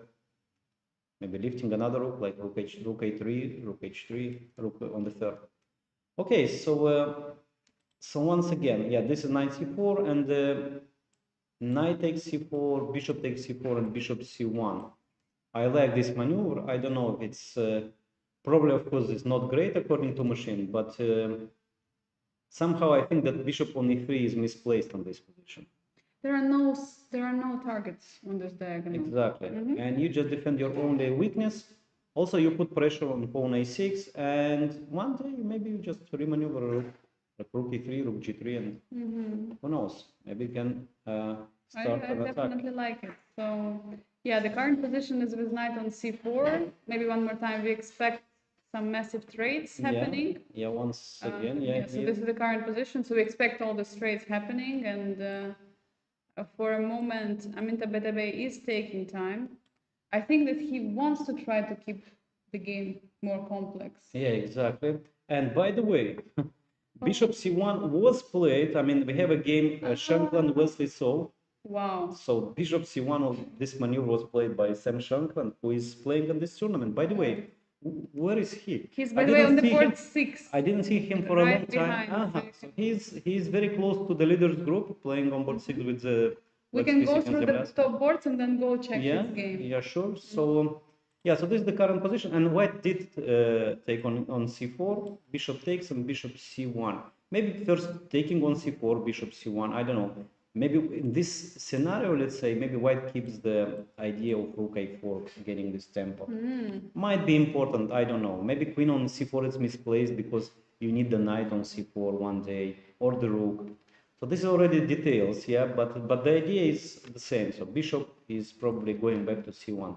These are details for the players to see, and we have here bishop c4 on the board, and now 𝐒𝐻𝐻𝐵 is taking time. So let's move on to the board 3, where we have Jose Martinez facing Sanan Sugiru, where Sanan was spending a huge amount of time in the opening, starting from move 4 and completely, in the position which is known for everyone in the Scotch Gambit.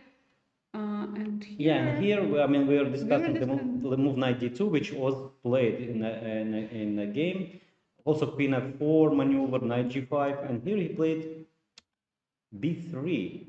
Interesting idea. He wants to play bishop a3, develop the bishop on a3 to put some pressure on the knight c5, because knight on c5 is actually is the key of the position. Yeah, the knight is well placed, defending the pawn on d3. And d5 immediately. Of course, this is expected. Take. Yes, taking with the pawn. Yeah. Okay, interesting. So black wants to keep the knight on c5. The knight is protected there.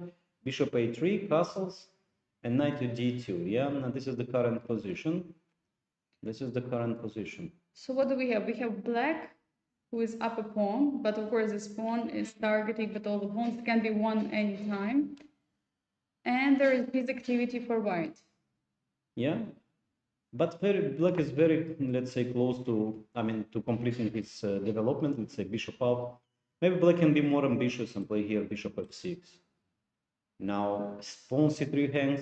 Black wants to come rook e8 with tempo. And what white can do? Bishop c5 probably, and knight e4. This is white's idea. Defend and attack at the same time. Exactly. And yeah, and I'll defense of attack. Yeah, prophylaxis of attack, no defense. Attack. Yeah.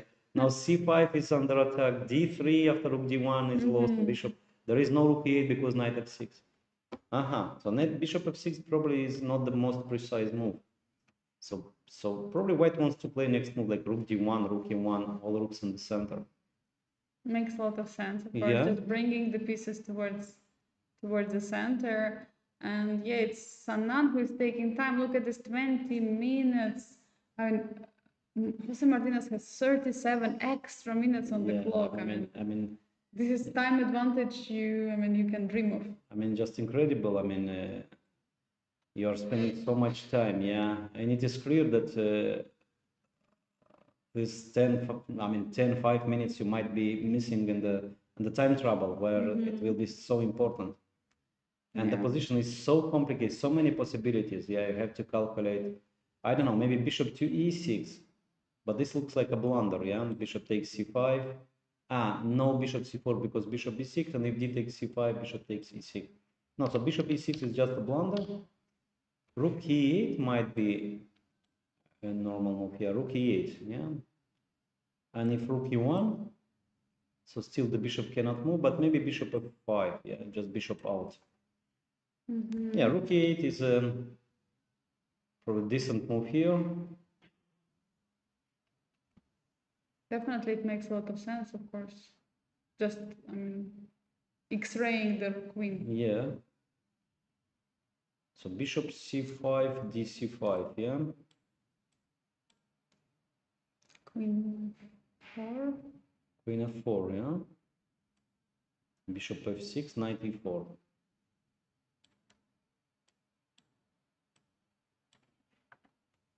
Yeah, with similar ideas, yeah, like exactly similar to the previous line. Yeah, the previous line. Yeah, rook is coming to d1, targeting all the pawns. This is interesting. This is very interesting. I believe Sanad is about to execute the move. I mean, he was just playing. I mean, he has to play a move because it's 18 minutes.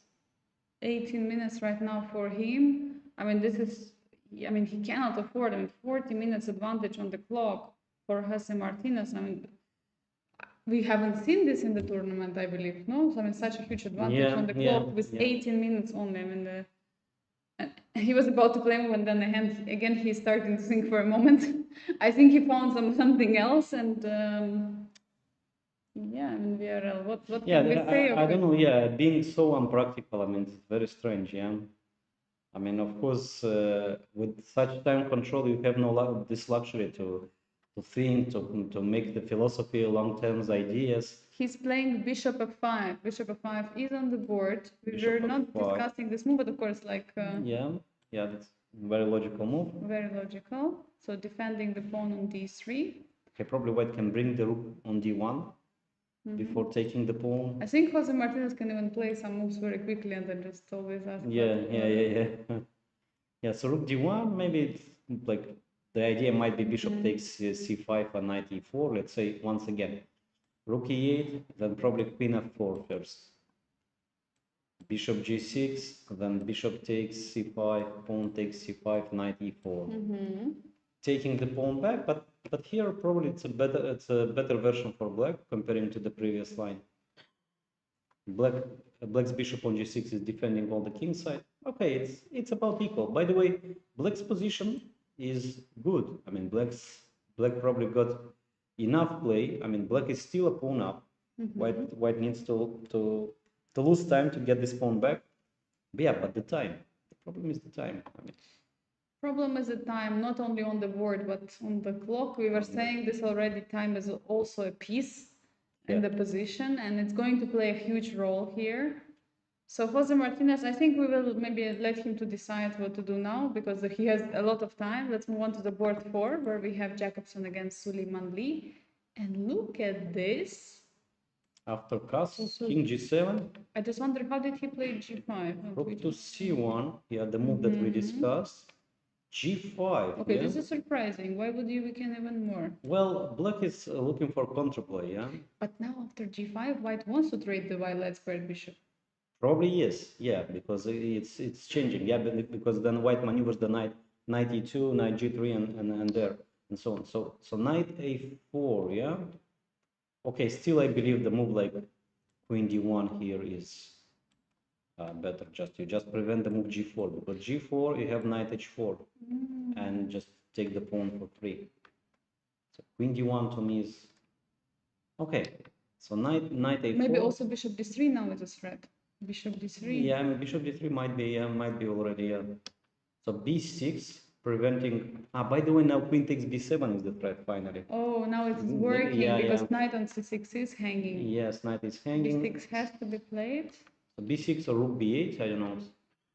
And now knight c3 back. Wow. Oh, this is deep. This is deep. Does Yeah, he exactly. want to go knight a2 knight before? Or No, just improving the knight, because knight was here. This was just kind of provocation, yeah. And now the knight on c6 is always hanging on the c file. So bishop c8 back. Okay, this is not how you want to play Yeah. chess. Playing knight on c6, then Yeah. playing b. No. Okay, it's a funny game. Yeah, queen c2, and now white's threat is to take on d5, knight takes d5 or knight b5, knight e7, protecting everything, and bishop to d3. So finally, white took back this along this diagonal. So preventing also, by the way, moves like knight f5. Why do you need bishop on b7? Why do you reroute the bishop from f5 to b7? Well, probably black intends just to play something like rook d8 or maybe c5 and have this hanging position. Yeah.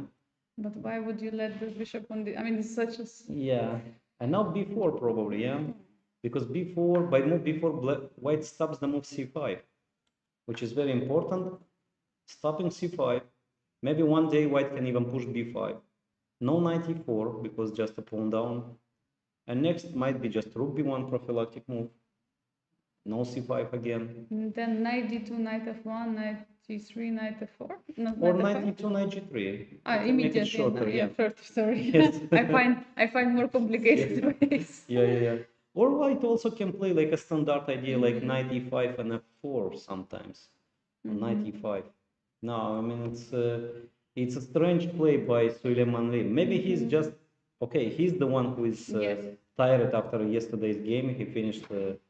I don't know. He managed to make a draw in 113 moves, if I'm not mistaken, to save the game Okay, I against have Mishra. one theory. So Suleiman Lee is playing against Ruginer, Yes. completely lost, bailing out. Yesterday again, he's lost against Abimanyu Mishra. He's still bailing out. And now he decided, okay, I have to check. If I play knight c6, the strange moves, if I bring the bishop back, will I still get the chance to get back if I went to it? No, but it's very strange because it feels like he was making these changes in the position not to his goods by himself. So it was not that his opponent outplayed him. It was just he made some strange decisions with g5, bishop c8, bishop b7. Yeah, Looks surprising. Yeah, and the moves are not really connected with the plan. Yeah, you make a move there, then you change your mind, and you retreat the bishop on c8, and then remaneuver to b7. Of course, in this position, you would love to have the pawn on g6. Why do you need the pawn on g5 and all these maneuvers? Yeah, and for white, it's so easy to play. Yeah, you just play rook to b1. I mean, was b4 played or not yet? I think he played No, a knight move, but e2. knight e2. And immediately going for this knight g3, knight. I mean, it makes a lot of sense, of course. Yes. Because Okay. c5 is stopped. c5 is stopped, and after let's say rook c8. Now you can always knight g3, and maybe after c5, I was trying to make it some knight f5, bishop f5, targeting this rook on c8. I mean, I don't find exactly how to. Okay, knight f5 you have to take, and then bishop f5. And bishop rook c7. And b4 c4, and or maybe white can white, let's say, play then starting with that this now take on c5. Okay, and now take on c5. And if black takes with the pawn, now b4, and if black takes with rook, he cannot take with rook. Now we have this hanging pawns where black is forced to advance one of the pawn, and then we block the pawn on d4 and so on. So white is and we have rook ac8 was played, and then knight g3. This is the current position, rook ac8. So we might see it. We might see c5 now. Yeah, another move was b4. Yeah, probably here just to stop everything. Instead of but here black is in time to install the knight on e4, and now knight g3, and the knight is. Yeah, so probably. So that's what Jacobson was trying to calculate. He was trying to calculate how can I play knight g3 and allow a c5.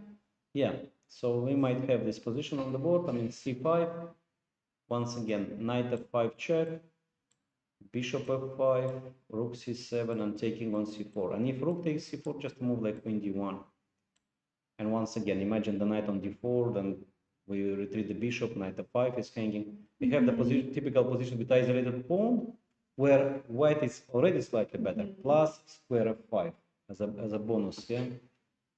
So it is clear that here white is much better. Okay, if we go back, okay, knight is on g3 now. Okay, c5 one more time. Yes. Because there was something, somehow computer didn't really like this knight f5. He didn't like here. Yeah, okay, let's try to... So rook c7 is... Okay, rook c6. There is knight d7 as well. Knight d7 now. But then knight e5, yeah. It's under pin, yeah.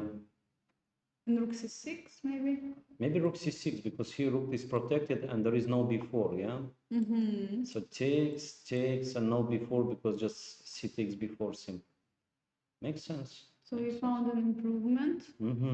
Yeah, okay, so now let's go back to c5 maybe. And still, just to show this, just to show. yeah, that there is this pawn sacrifice. As I know, I mean, why can sacrifice this pawn? I mean, it's a compensation. Square d4 plus so many weaknesses here, but okay, probably not that much, yeah. So yeah, probably. I mean, not to fight for a victory. So c5. And, okay, here should be something. If white takes first and play b4, then cb4, yeah. Maybe the same idea. I'm sorry. Bishop f5, then rook c7, rook c6. Now I was thinking the same idea, but here with more pieces on the board. b4 takes and queen b2, threatening knight h5 here. Oh, I think this is the point, yeah. And your pawn sacrifice is working. Yes. By the way, this is not even a pawn sacrifice. This is the double attack, because black probably is forced to move the king to g8 and then just 8 takes b4. Full control of the position. Material is equal. Knight on d4, weakening the king. It's a dream. There are too many technical resources. Dream scenario here. Yes. So c5, and here c5 was played, by the way, and he took on c5 and bc5 and b4 before cb4 queen b2. Yeah, this is the way. And Jacobson, the good shape. So, and looking also at the clock, he has some comfortable advantage. No, 10 minutes. If Suleiman would save this one, come on, it's already. he would be like a wizard. Yeah, exactly. So you have like what? There is this lucky, how is it called, like lucky rabbit or something? Lucky rabbit, yeah. Yeah. Oh my God. All right, let's move on to the board 5. We have there the battle between the top-seeded Nihal Sarin and the only woman who is participating in the Superstars tournament, Zhu Jiner. She has had a great tournament so far. She didn't lose a single game. She had two opportunities to win against Suleiman Lee. Yeah, and before against Sugiro, was it, or no? Yeah, Sugiro, she was better there, but not winning. Yeah, she had a much better game against Andrew Hong. Against Andrew Hong, yeah, exactly. Where she missed that c4 and rook a3, which was hard to find, exactly. but even in the end game. Okay, so in the game after castles, white took on a4 and on b6, taking on b6 and queen e2. Okay, something very similar happened. Queen c8 and knight e5. c6 and castle. b5. This is the current position. And Nihal Sarin is thinking now. Yeah, this knight on a6. We were talking about this already, that it might be a problem. Yeah, and actually it is a real problem. For instance, b4, knight b3, knight a5. How black defends the pawn on c6? I'm afraid you you cannot move the knight. If you play queen b7, the knight b3 comes with tempo. Otherwise, you cannot connect your pieces, your rooks. I don't know. You cannot move this knight. You cannot move the bishop because bishop f6, and the threat is knight b3, knight a5. Okay, let's try rook a7. And knight c3, knight b3. Rook c7. Rook c7, but then it's a plan of doubling the rooks, just rook a2, I know, rook yeah. a1. I was just trying to defend the pawn. Yeah, all the pieces are just coming.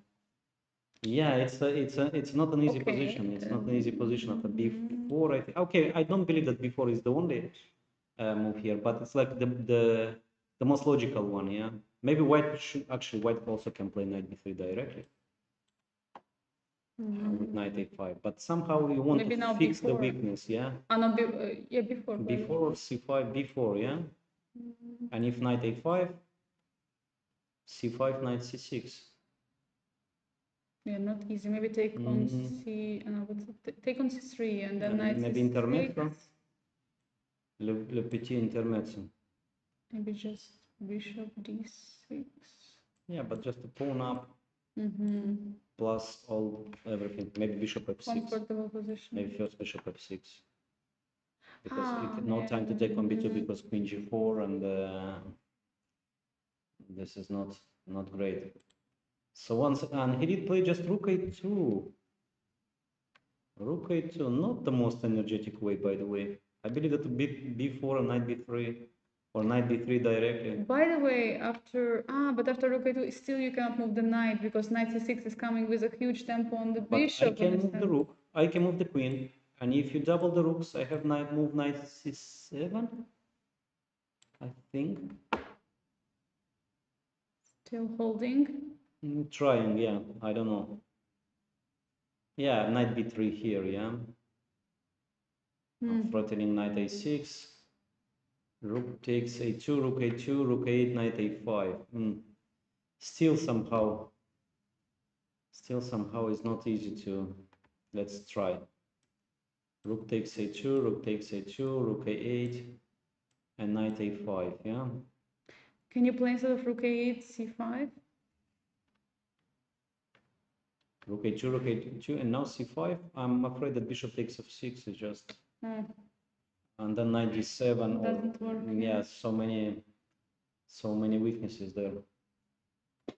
Yeah, so rook a2. Yeah, rook a2 is not a bad move. I mean, just white is just doubling the rooks first, and then white comes with the knight. Yeah, knight b3, knight a5. Yeah, it's probably a poor opening choice of black. Yeah, this bishop a6 maneuver. So trading the bishop is important, but not at the cost of two tempes. I mean, white exactly is very fast in developing the initiative on the queen side.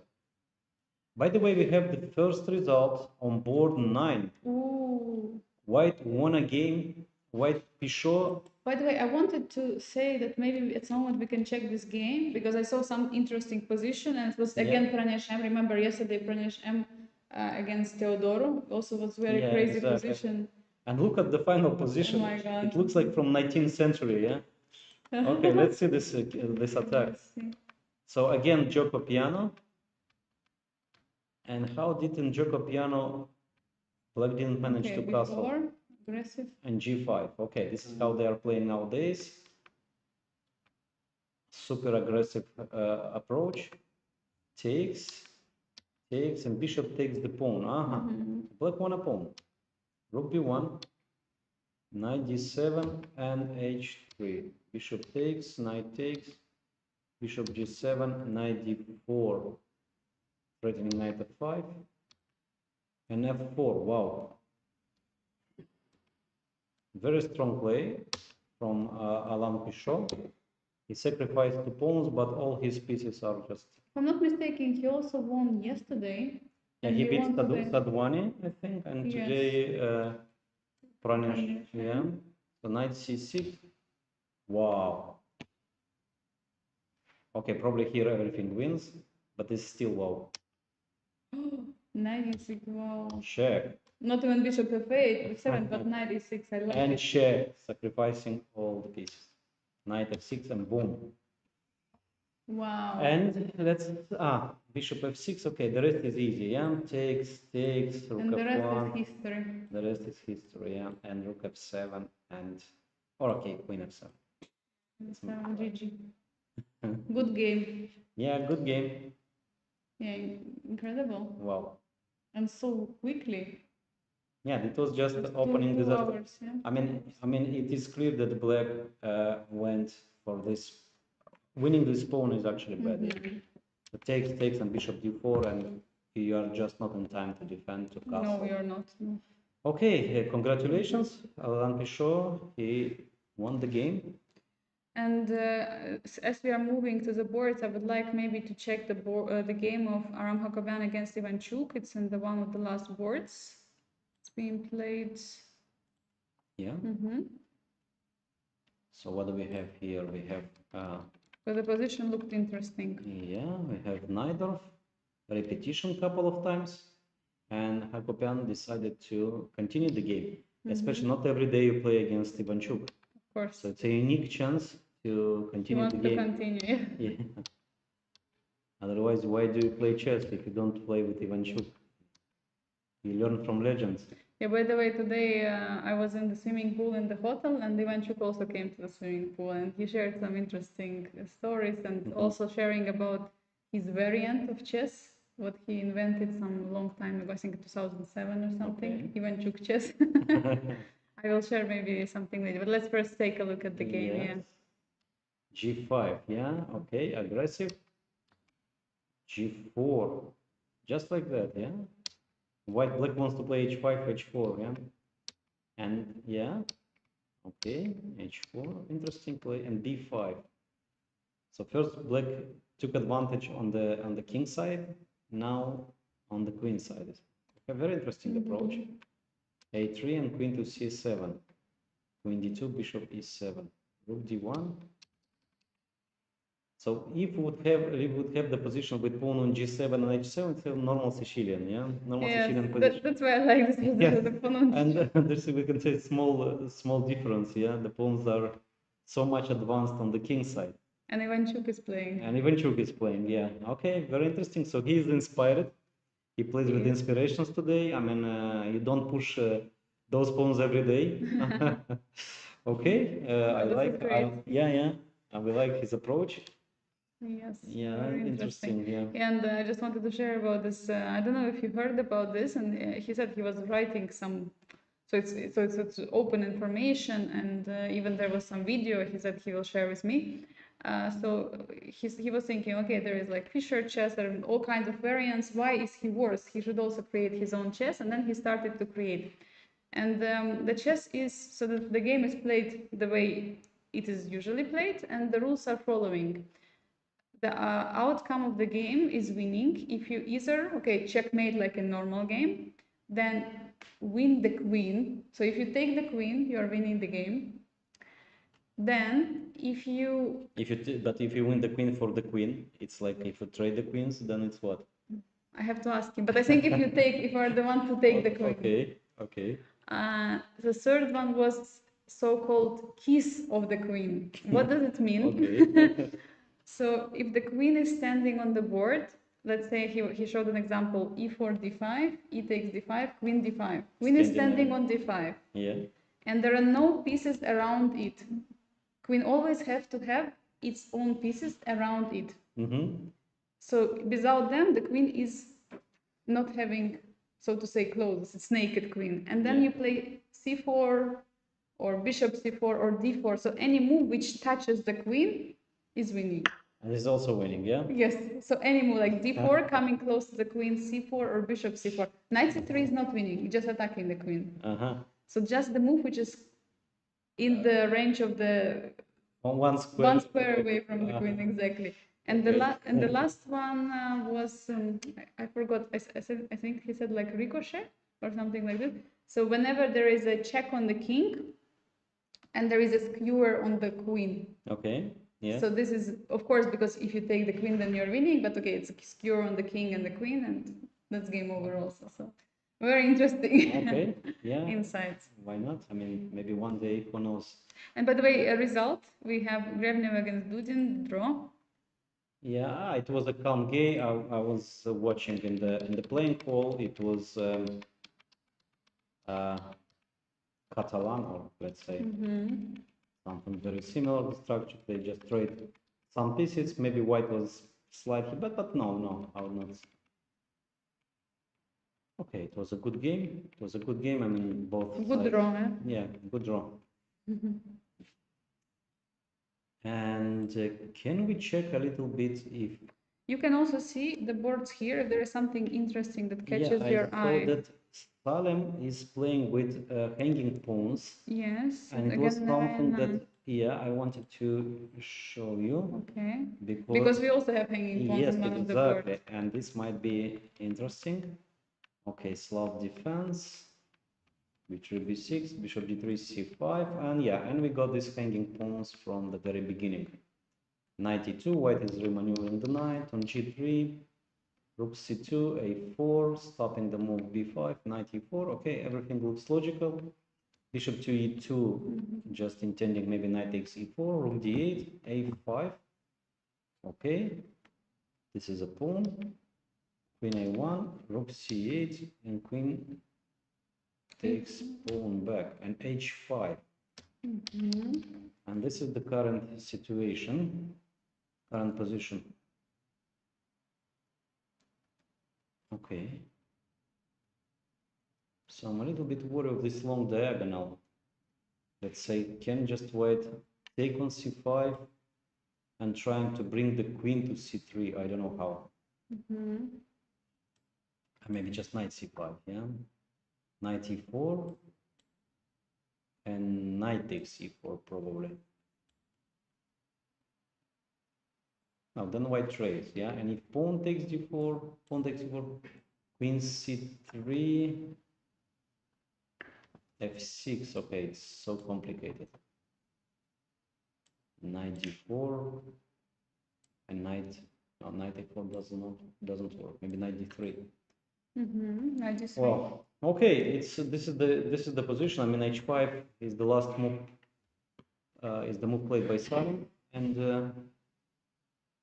Again, sharp position. yeah, sharp position. Always. Yeah. And when you go to Yeah, Sally's game, yeah. Yeah, we have this. Yeah, interesting. Okay, and what else from here you can also see if anything Yeah. interesting. I don't know.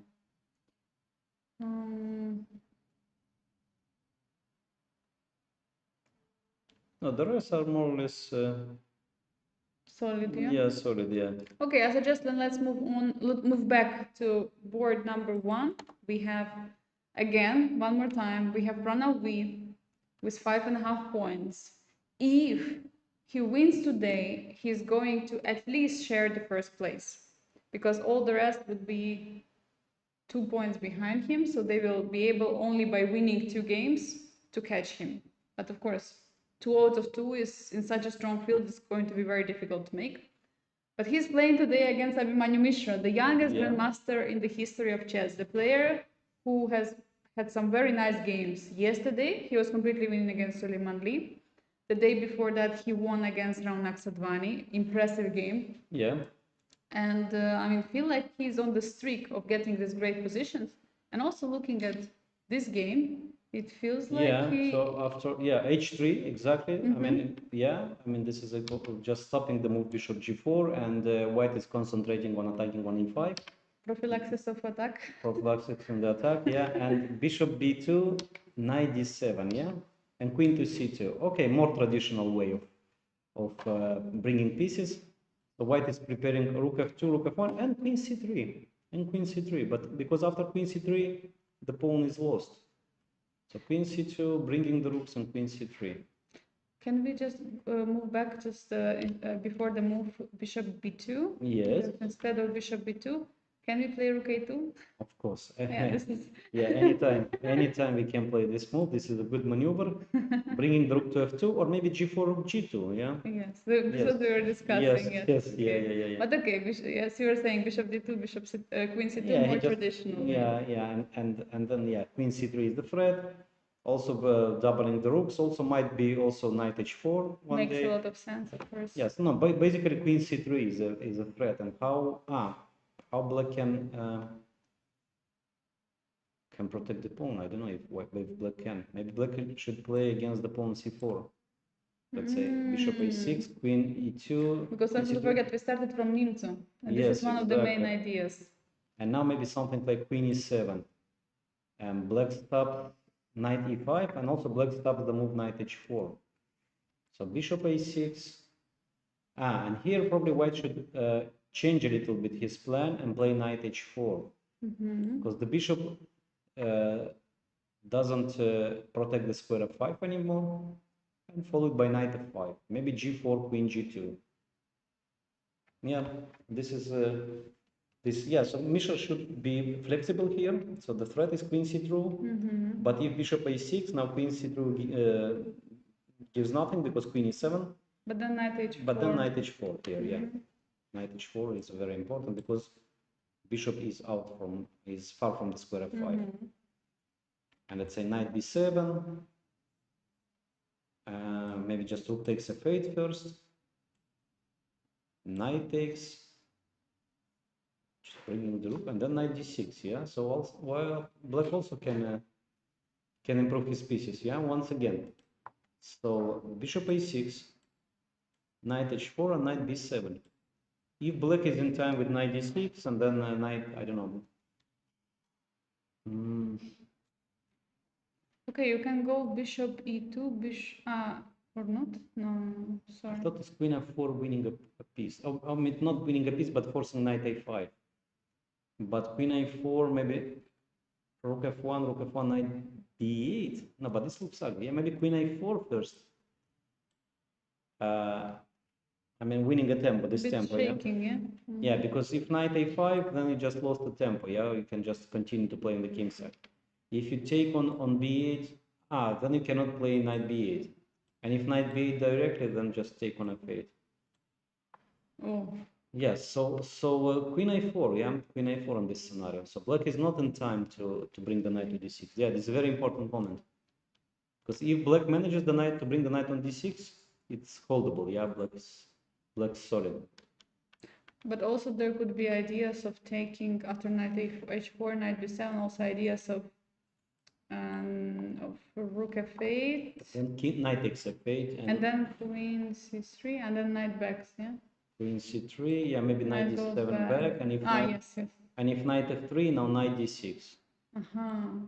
And if you take everything then trade, then pawn c4 is under attack. Yeah, this is losing an advantage. Yeah, exactly. You are right, yeah. So bishop a6, then knight h4, and there is this queen a4, very important resource. So bishop a6 has not just played, yeah? No, I think black is thinking. Black is thinking. And, yeah, but look at the time difference once again. Yeah, Mishra is only 15 minutes, and Pranav is 35. Yeah, okay. Once again, we have this big time difference. 20 minutes, wow. 15. Mishra is 15 yeah, but minutes. 20 minutes 20 difference. difference, yeah. Yeah, it's a lot. You know, it's too much, yeah. And about time difference, of course, we have also the third board. Let's probably move on to the second just to check how they are doing, and then we will go to Sugiura, who is the one who is struggling the most on the clock. And he did play bishop c1. Ooh. So Tabata Bey knows the classics, yeah, the classical games. Bishop c1, bishop is very well placed here, defending the pawn on b2. On e4 is not a weakness anymore. White wants to leave the rook. And after rook b4, rook e3, actually, everything happened.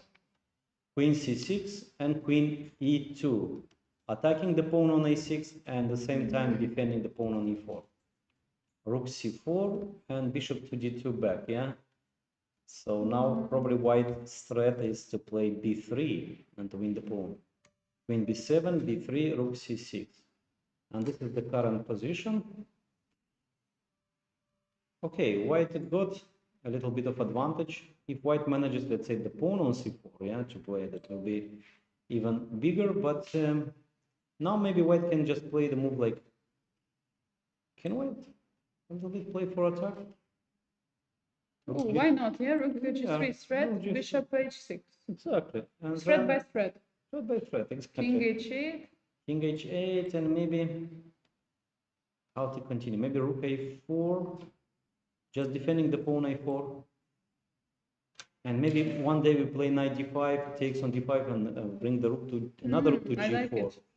Well, yeah, maybe bishop h6 and queen to d2, knight d5. I mean, some ideas, yeah. I like Here, bringing the rooks on the yeah, first we bring the rook to the ranks, third yeah. and then the fourth rank, yeah, with the other rook. Okay, so I think that Amin Tabatabai got a small advantage,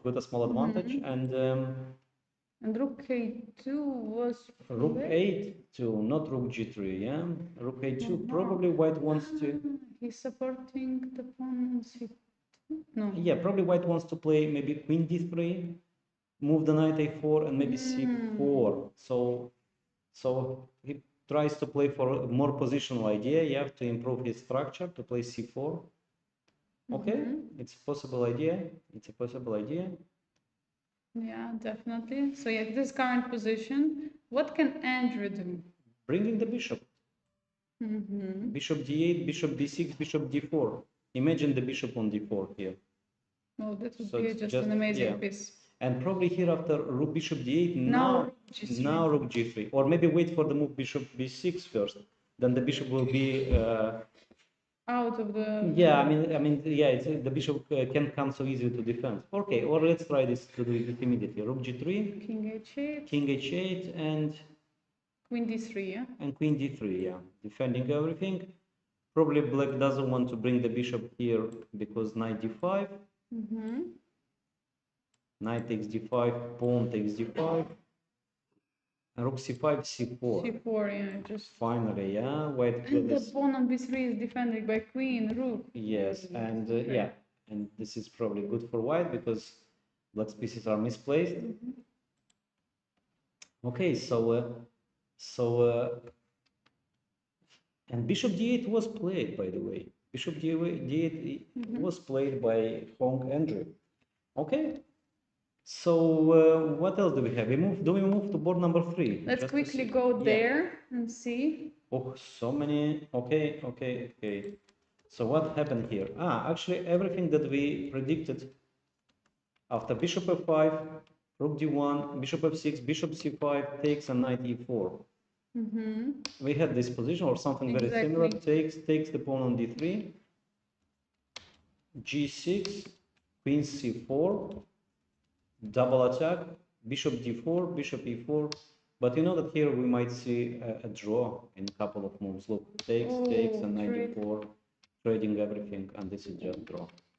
And then this time difference didn't play such a big role. Yeah, exactly. But Viorel, you know, we have some updates from the board 5. Let's move on there. Michal Sarin against Zhu Jiner. Wow. Something is going on. So after rook a2, just rook e8, defending the rook, bishop d6, and bishop takes f6, pawn takes, knight g4, and e4, yeah? Ooh. Now, not only the queen side is in danger, but now the king is also in a... Look at this, the pieces are pinned to defend the knight on a6, and Michal is using this opportunity to create an attack on the king side. I mean, this is so smart. e5. And now square on f6. Now bishop e7, probably this is the only move to guard the square f6. Queen e3. No, knight f6. I think anyway knight f6. Knight f6. You just jump and give this pawn. Okay, black is forced to take. Okay, now... If you don't take... If you don't take, then probably knight f3, knight e5, and this is there. You have to take. Queen e5 or queen h5. Check, king to g6 or e7, I don't know. Let's say g6. And there is h4, h5, there is knight h3. Yeah, maybe instead of queen e5. Maybe queen h5. Or knight f3, knight e5. Queen h5, king g7, and black is somehow defending everything. Maybe knight f3, knight e5. Knight f3, knight e5, then queen h5. Makes a lot of sense.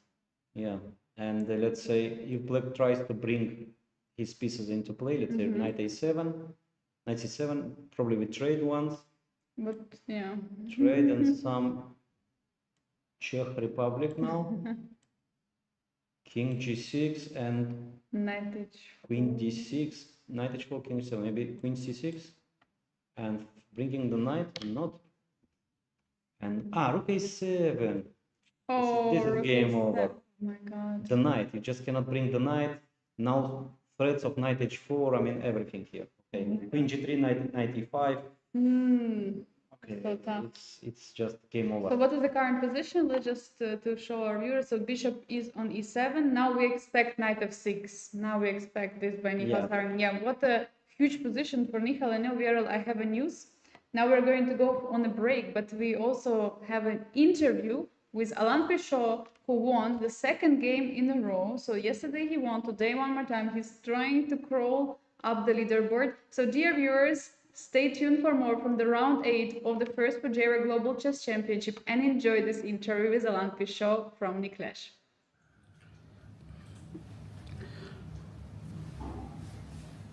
So friends, we have with us Alan, who just defeated Grandmaster M. Pranav in just 23 moves. Alan, can you take us to your beautiful game? Yeah, I'm very happy with my game. I mean, Pranav is a very good player. He was in a very good shape in this tournament, so yeah, for sure I'm very happy with the game. I prepared today just a little bit the Italian, and I was very surprised with the move c5 here, because I think it's very thematic, the idea of c5, but when my opponent is on h3, not on h2. So the main difference, for example, here, if I play, for example, h3 here, c5 is more powerful because c4 is more stronger with the pawn on h3. So I was a little bit surprised with his idea of c5. I prepared a little bit, for sure I expect knight b2 and short castle and a normal Italian for sure, but I check a little bit this position just in case if he wants to play this idea of c5.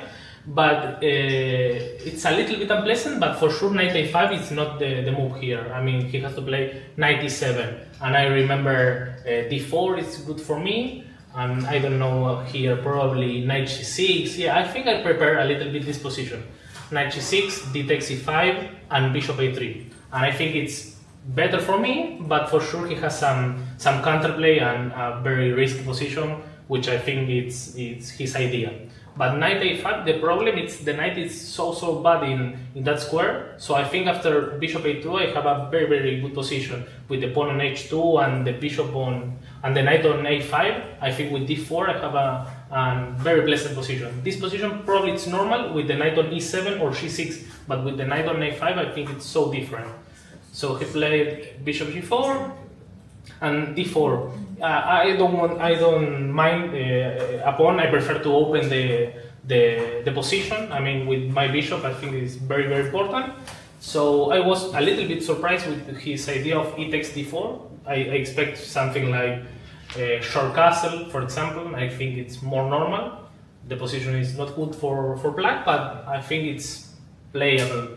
But after e takes d4, c d4, bishop d4 and rook b1, I think I have a lot of counterplay, because with an open position with my bishops and the king is wrong on e8, I have a very big threat with h3, for example. So yeah, I think it's very unpleasant to play here with black. Knight d7 was his choice. Yeah, bishop e5, I consider just a little bit this move. I think it's interesting. Queen c2, but yeah, it's better for me for sure. Knight d7. Yeah, h3 it's okay.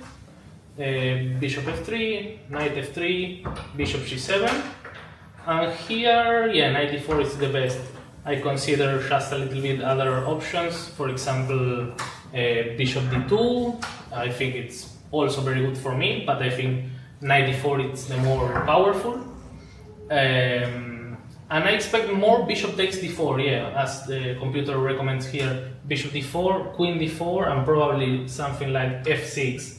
It's very unpleasant to play this position with black, even with the pawn up. I have the bishops against the knights.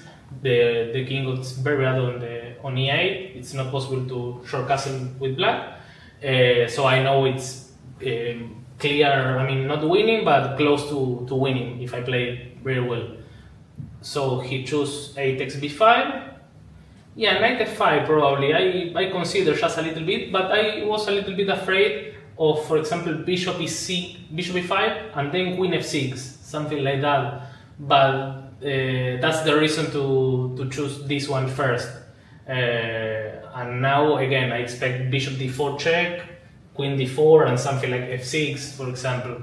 I didn't consider too much gf4 because I thought it's close to winning for me. So bishop f4, and this is the last mistake, knight c6, because loses very quickly against knight d6. Probably the last choice for him probably was bishop d4, queen d4, f6, always the same. And here my idea was to play rook b5, I think. I didn't consider too much queen d5 here, but I think rook b5 is enough. I have the threat of queen d5, queen f7, and also queen d5, queen h5. The threat on b7, I think it's close to winning for me. So and the last trick was knight c6. It's funny because I saw the same trick. I was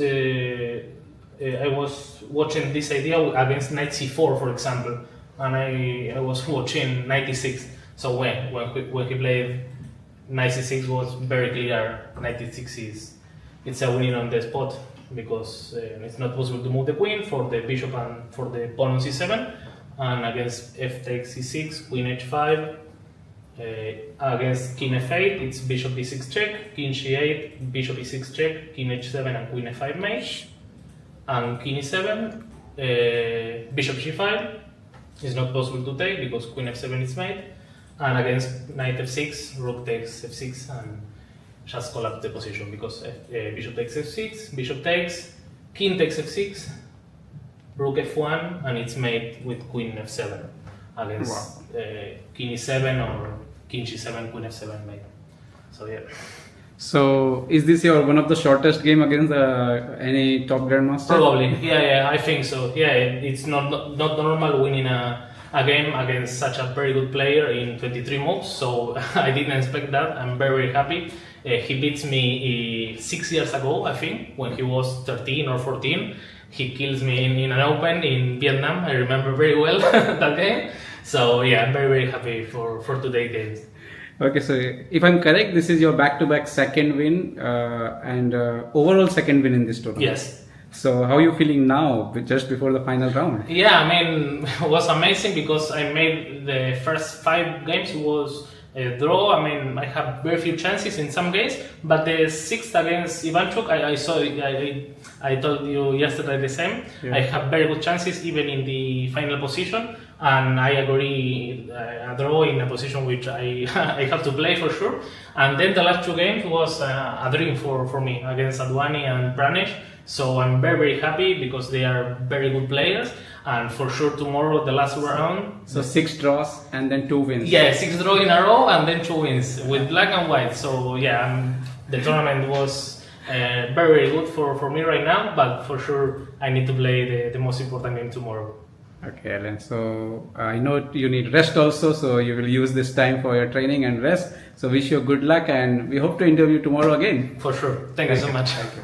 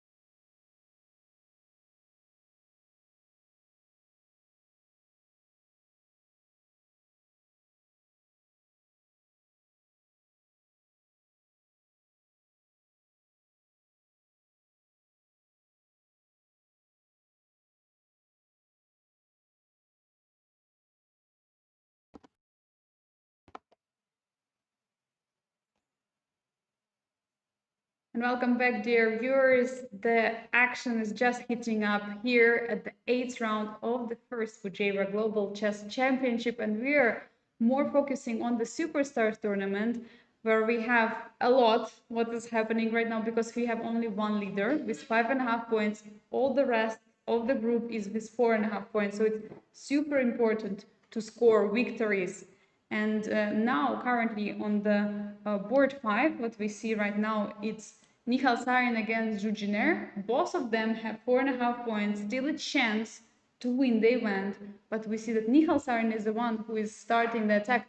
That's what we were discussing before going into the break. Viorel, what is new? Yeah, happening? actually, he did go for this pawn sacrifice. Knight takes f6, bishop f6, takes a knight f3 move. Yeah, knight f3 move was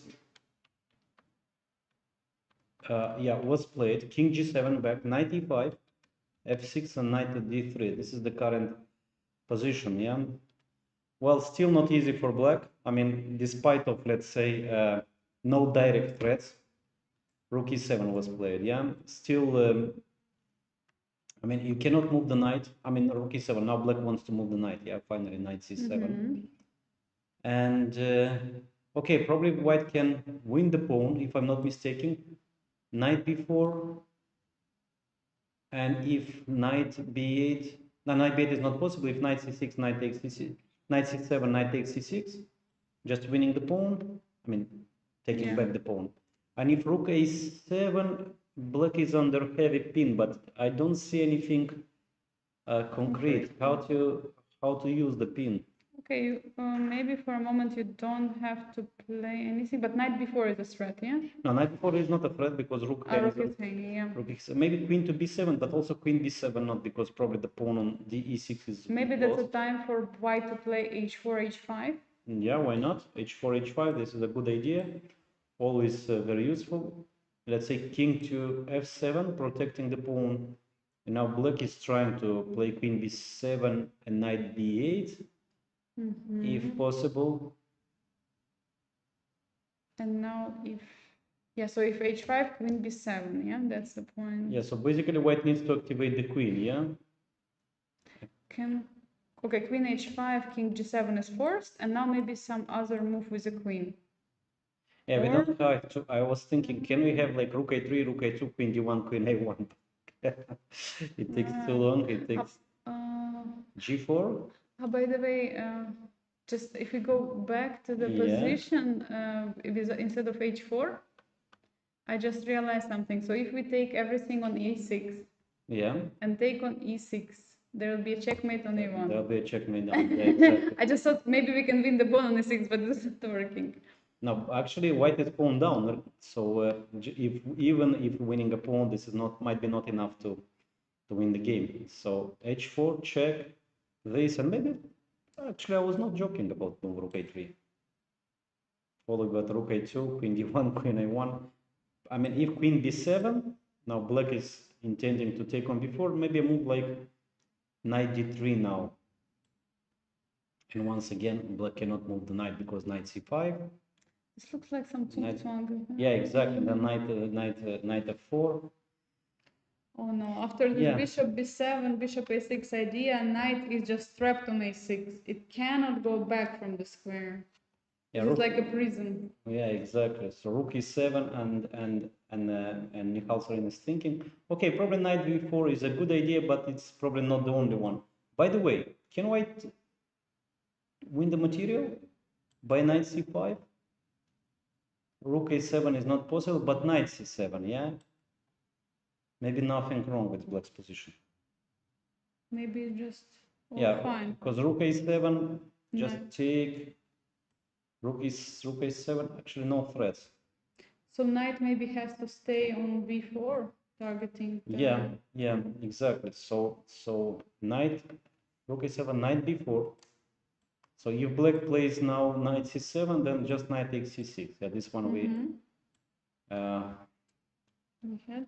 Yeah, we had this one. And if black plays rook a7, then we have this h4, and yeah, white is much better. Okay, so Michal Sarin is thinking, And while he's thinking, Yeah, we have results. We have a result. Yeah, we have an readers group on board 3, a draw between Jose Martinez and Sanan Sugirov.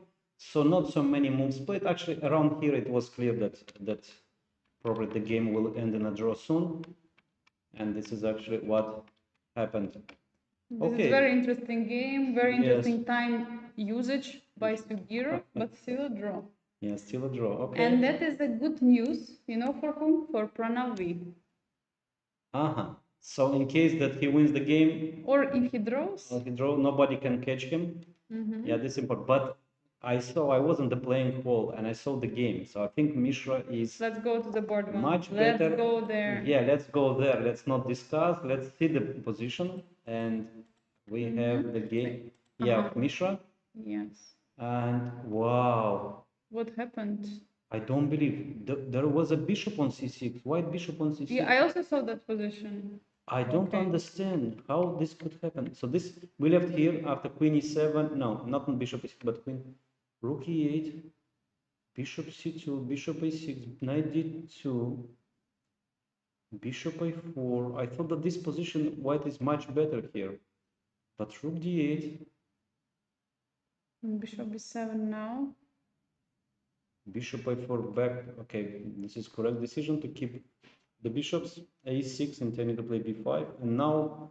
Oh, he traded the bishop. So probably he didn't want to allow the move b5. Then the bishop will be okay. I mean, he took. I mean, trying to play against the pawn e5 takes, rook f1 and queen h4, rook g3, rook f7 takes.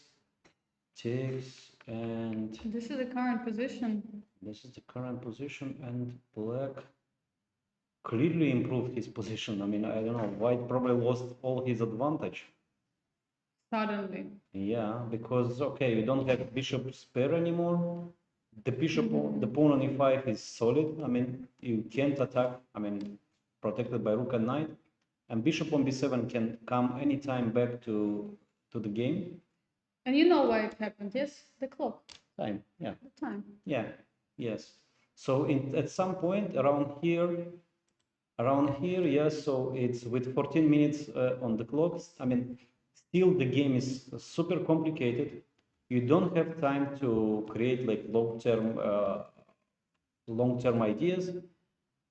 Yeah, and he starts to play by instinct. Okay, he starts to play fast, and yeah, and this was the probably critical moment. Yeah, I mean, you take this bishop, this knight, but in fact, probably white should keep the bishop after rook f1, b5. Let's say move like bishop b3, bishop c2. I don't know. Just keep the positions, keep the bishop. Yeah, and also it makes sense because black cannot move the knight. Pawn c5 hangs. Yeah, so this was the mistake, and after rook f3, bishop c8, bishop is back into the game. I mean, black can improve this position, let's say, with bishop d7, maybe queen e7, maybe b5, maybe jumping with knight to g5. Of course, white is not lost, but yeah. Now black is the side who is playing for the advantage. No, and also the pawn, right? There is Okay, an yeah. extra pawn. Let's not forget, yeah. Black is the extra pawn. Wow. Okay. Suddenly the tables turn now. Yeah. And it's Abhimanyu Mishra who has 4 minutes on the clock. In this position, he has to make a decision. We saw this indecisiveness. He went bishop a4 back. Then the next move he takes on d7. If he knows he takes on d7, he would do it instantly. But he was not clear, not sure. And then he saw a6. He started calculating. He gave up the bishop. With this bishop, the advantage was gone for white. And now it's Pranav V who is going to be in the forward seat. Basically. Yeah. So I mean, okay, still it's not easy because all white pieces, I mean, knight, queen, bishop are attacking the pawn on e5. I mean, you cannot create threats because you need the knight to create threats, yeah? But the knight is forced to stay on f7 and to protect the pawns, yeah? Okay, I believe that I mean, white's position is still not that bad, but it's just difficult to play, yeah, because I mean, you had such a nice advantage. I mean, bishop spare all the pieces, and suddenly you should just try to find defensive resources. By the way, I was thinking, like, okay, like an idea, let's say, like bishop here and rook takes f7. It's not like to win the game, but maybe in this scenario, white can get long-term compensation. I mean, imagine white takes the pawn on e5, and then you just can retreat the knight back and then push the pawns in the center. I don't know. Let's say queen to where to move the queen to h5. I missed this. Okay, queen h5 still, maybe queen c3. Still putting pressure on. I just missed knight e5 and queen f4. Oh. Takes queen f4. Yeah, so how do you protect the pawn? Probably you don't, you have no queen f6. Queen f4, knight takes e5, check. Yeah, so probably here or something like queen c3, king g8, knight takes e5, and hoping for, let's say, queen to g3, bishop c3, move the knight back and push the pawns. But this is probably not enough, and in the game, Mishra just retreated his rook back to f1. Yeah, imagine rook was on g3 attacking, and next two moves you play rook f3 and rook f1 back. So it is clear that now black is just a pawn up and trying to find like ideas to continue the game. To continue the game and try to convert that extra pawn into some advantage. And the moves of Abhimanyu Mishra are also showing that he's indecisive, playing rook f1. I mean, of course, he's preparing some moves, but it's a passive move definitely, and it's also prophylactic move. We see that now everything changed, but let's move on to the board too, because there something interesting happened. The pawn on h6 is gone. Wow. Okay, so around here we saw this rook a2 maneuver, bishop d8, rook g3, everything that is at king h2, just a prophylactic against. 1 second. Yeah, bishop h6, rook c3. Rook g7, king h8, probably not enough. So king h2, bishop d4, and now knight d5. And now there is double attack. Knight f6, bishop h6, and if you take on d5, pawn takes. This is the intermezzo. I saw takes on d5. Because the pawn on c2 would hang. And black played the move g6, but why not knight f4? Okay, let's try to calculate. Rook g7. Yeah, king h8. Now queen g4. Rook h7 is a threat. Rook h7, queen g7, checkmate. And knight e6 probably doesn't change so queen much. Queen takes e6. Oh, brilliant. Brilliant. The queen is on b7, yeah. Brilliant. And can black try to save this one? Probably not, yeah? Maybe there's... Just maybe take f3. Yeah, maybe eliminate one pair of rooks, not to create... Yeah, and f3, activity, yeah. It's just a pawn up. Plus the king is just push the pawn h. Yeah. Yeah. Okay, so g6 and white won a pawn. Rook c3, yeah, otherwise c4 is coming if you play like rook c5. Rook c3, rook takes, and bishop to d2. Force the move to rook, the rook to move. But a6 also can in some variations, okay? Let's say rook c8 and c4, queen b3. And queen d5 is a threat. Maybe move like queen d3, queen d5, c3, queen b3. What is the move here? Okay, queen f3, probably nothing wrong with the move. I mean, it looks normal. Yeah, and also white is threatening to play c4 next. Defending b3, very important. Yes, exactly. And c4 next, and okay, it's just a pawn up and good chances to convert. So bishop to d2, rook moves to c8, and queen f3, pawn up for Tabata Bay. Very strong play. Do we see any compensation or anything what black can try to use? Well, let's try. Okay, so can Black, let's say, play Rook C5? And how do you protect the pawn D5? When there is, of course, Queen A6, but you have to calculate this. I was thinking again to play for a trick, sorry. D4, Ah. Rook takes D5, and C4 trapping the Rook. Yeah. But of course, Here probably Rook B5. Rook B5, then C4, Again, same result, same yeah, story. same story. And if Rook C8, then C4. I mean, maybe it's even a better version of that line. But So, yeah, so great. so It's no, great. Queen takes D5 is to calculate. Oh yeah, Rook is hanging on Because it. now this Rook hang, yeah. And okay, I don't know, Queen moves like Queen D3. Oh, sorry, not Queen D3, not here. Rook A6, Rook C2, yeah.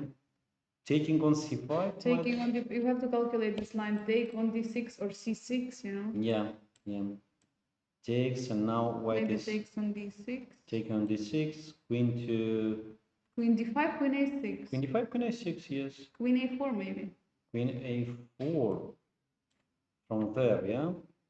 Maybe just C3. Bishop is forced to move the bishop.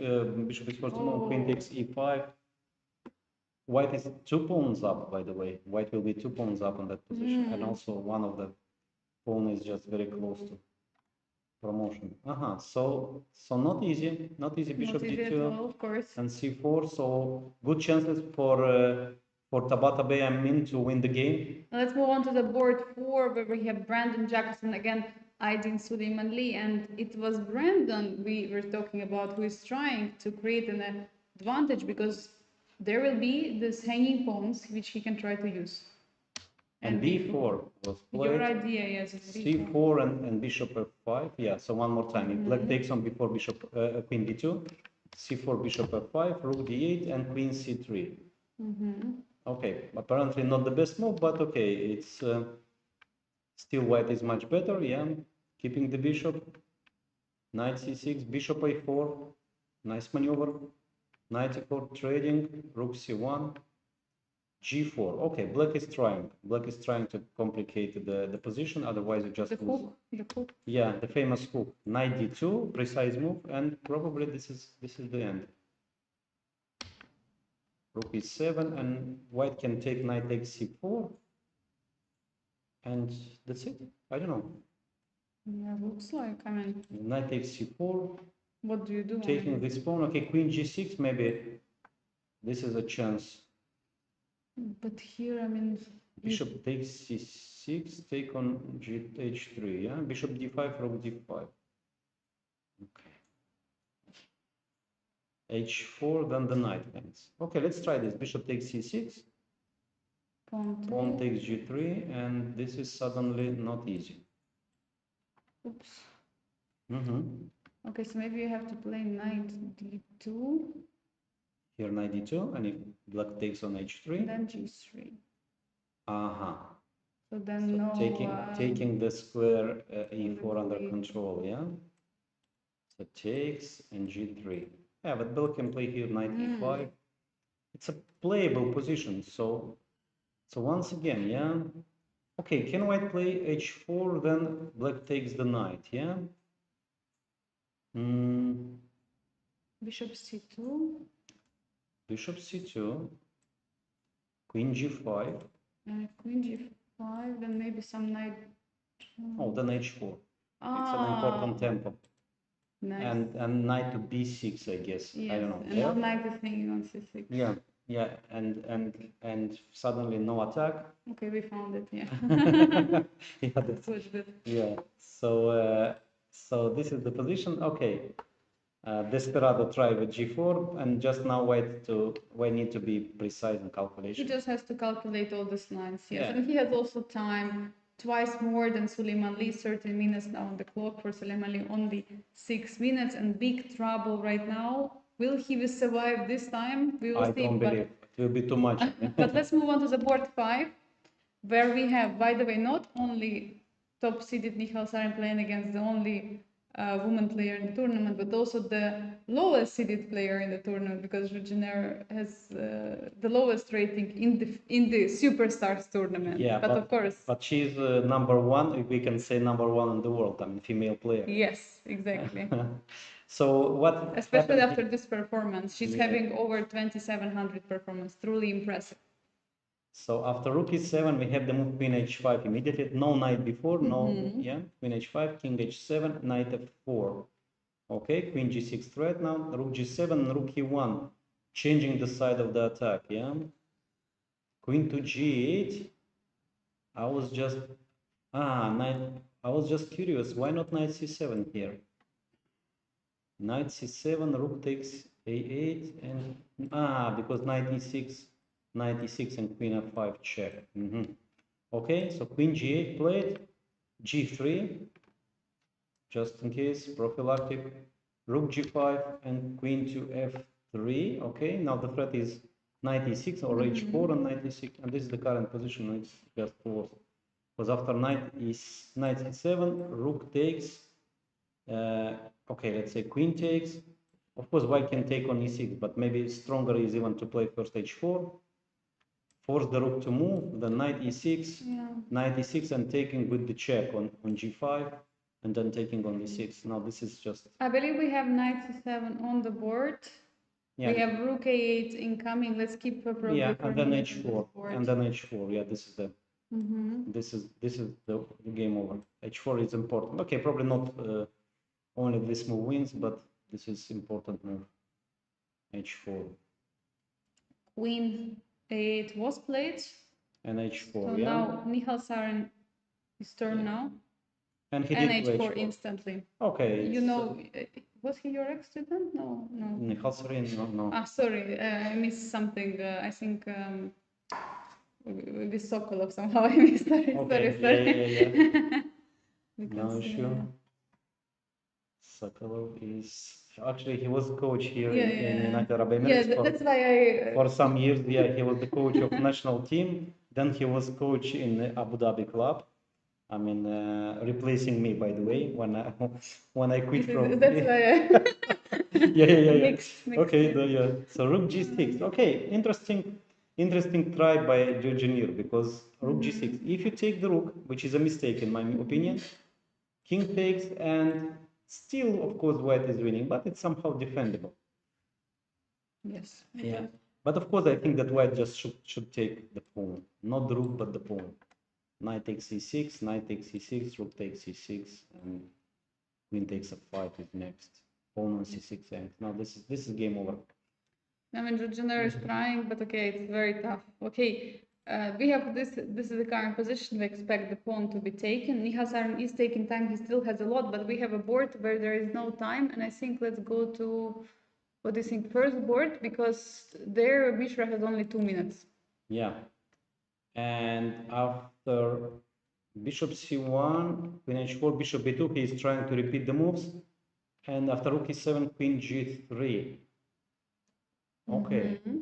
So practically good decision, because there are more chances to survive and opposite color bishop's endgame. I mean, just maybe bringing the king to d3. Yeah, of course, now black is trying to find winning chances, maybe just taking on g3, king g3 and b5. I don't know if immediately problem is not, I mean, black shouldn't rush here, but let's try. b5, and I think rook c1. Yeah, and here probably black start to regret about. Yeah, because you cannot really push forward and you cannot take on c4. Yes, exactly. So of course, I mean, you can just improve the position by playing bishop e8, bishop g6, and then white's rook will be passive on e1 if you protect. If you go king f3, probably rook f7. Okay, probably rook f3, king f3 is I know, then check. Okay, so now, yeah, and if white defends passively like rook e1, bishop g6, of course it's very hard to make progress here for black, but still black is pawn up. Black can bring the king maybe to d7 and try to play b5 at some moment. Yeah, it does make a lot of sense, of course. Maybe knight e8, knight f6, bringing the king to g6, and then try to d5. So it is clear that black is playing for the win here, especially the time difference and the position of the pawn now. So all the advantages, time and pawn. Yeah, of course, there's still, okay, the trade of queens happened just now, but yeah, what I want to say, of course, there is still there's still this pawn structure, which can play a role. That's why computer is not saying it's completely winning for black, because there are still chances for white to try to put pressure on it, but definitely white is black is very comfortable here, and just going to try to find the ways to convert this endgame. But this is not something what Mishra wanted to see. Recall yesterday's game, his miss in the time trouble. Exactly the same thing happening today. Low on the clock, and he's missing it. Okay, we have a result, by the way, on the board 5. Zhugener loses to Nihal Sarin. Nihal Sarin wins the game, and the last move was, yeah, rook e6. Okay. After a couple of moves, she resigned. And it means, by the way, I just checked, Nihal Sarin did not have 4.5 points. He was put up against Zhugener, so now he has 5 points only. Right? Yeah, five points, yeah. And it means he's half a point behind Pranav, and Pranav hasn't finished his game yet. So he's trying to catch up. But if Pranav wins today, he will not be able to catch him. Nihal Sarin will not be able to catch him. Yeah. Top seeded player. Yeah. Okay, so we have first decisive result. Yeah. I want to move to silence game because it was also positioned with Let's go. I will put board with hanging pawns. Yeah. But Salim sacrificed a piece. I saw it in a playing hall, and I just want to show the moment. Yeah, we left around here, and h5 he played, and knight takes f2. Yeah, I saw the moment with queen on e3. Yeah. So take, sacrifice, and c4. Yeah, because it is. Well, okay, this c4. I mean, black is trying to open up his bishop. Queen a2 takes, going to endgame. Yeah. And h4, knight h1, and bishop f4. Interesting play by Salim.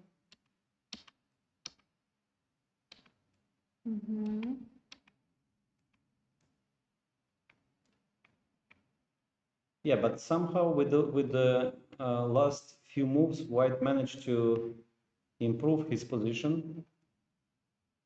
After rook c3, especially in this move, rook is probably going to f3. White can also is threatening to take on b3. Now I think somewhere Salim lost the way. So here it was after c4. Maybe not even c4. Yeah, it's so complicated. I don't know. I thought that the sacrifice is just giving black strong attack, but in fact it's not so simple. After king f1, there is no concrete threats. Yeah. So he went for the endgame, which apparently here the compensation is enough. And bishop b5, yeah, according to the machine, is not the best. Maybe taking on b3 and bishop a4, I don't know. It's very hard to say. Yeah, maybe this is the way of continuing. And he played the move, which is not that forced, after bishop b5, knight g3, defending the bishop on e2, which is very important. Bishop of4 attacking the knight on and rook c3, this cool move. And everything is protected now. And white can slowly convert his piece, yeah, his piece up.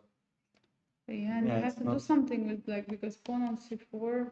Yeah, so white wants to take on c4, taking on b3 now is not the same. White can take on b5 first, yeah, trading bishops, and then taking on b3. Now it's different. There is not coming with a tempo.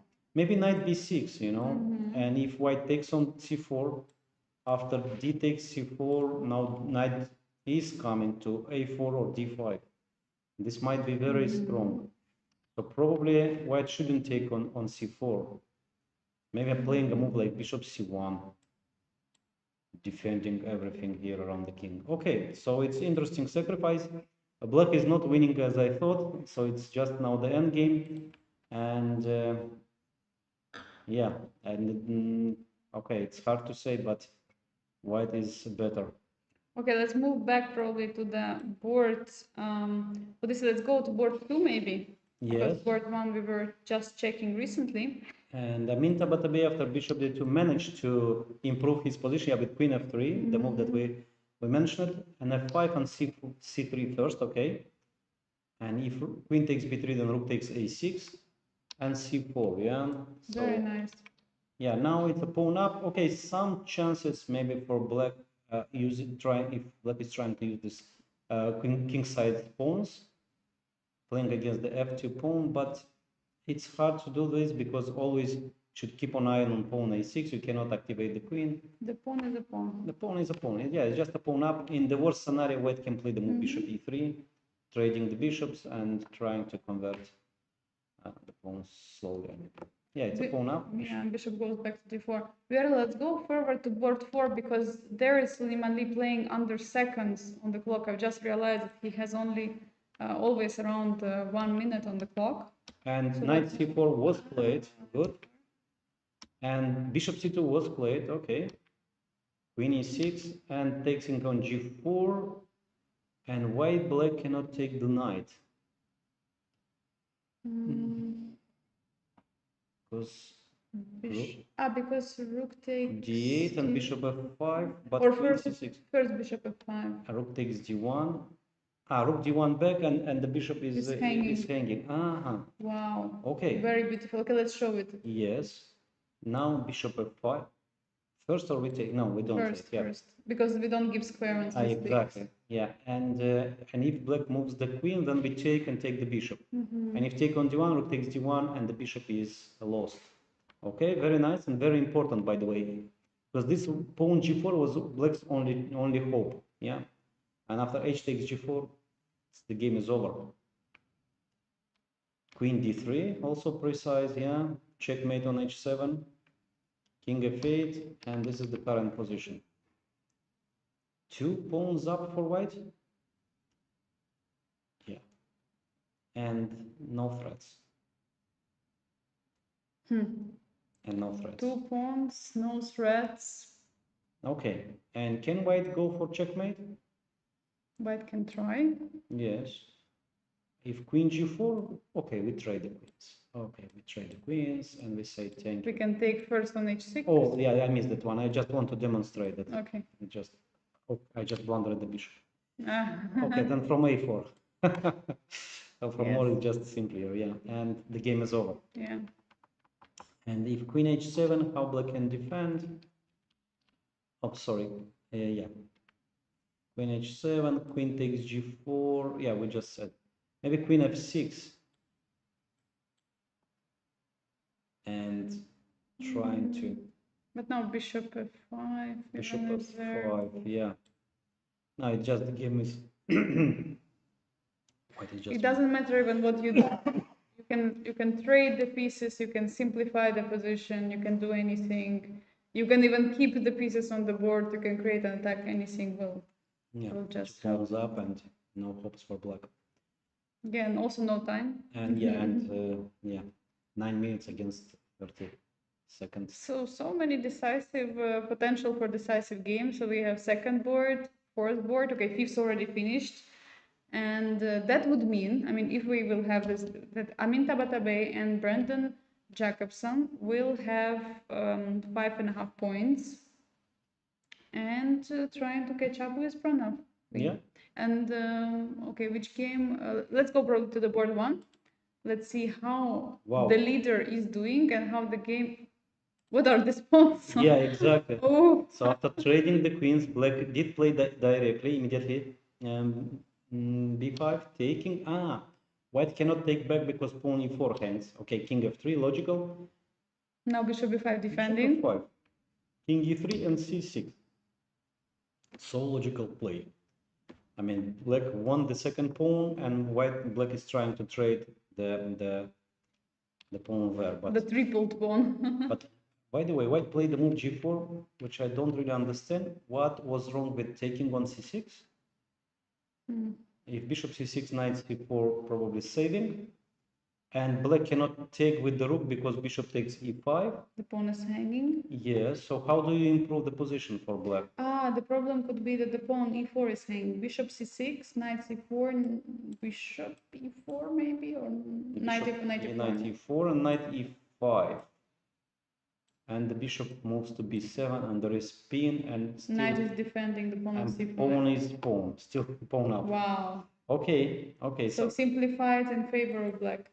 And g4, but what is the point? What white wants by this move?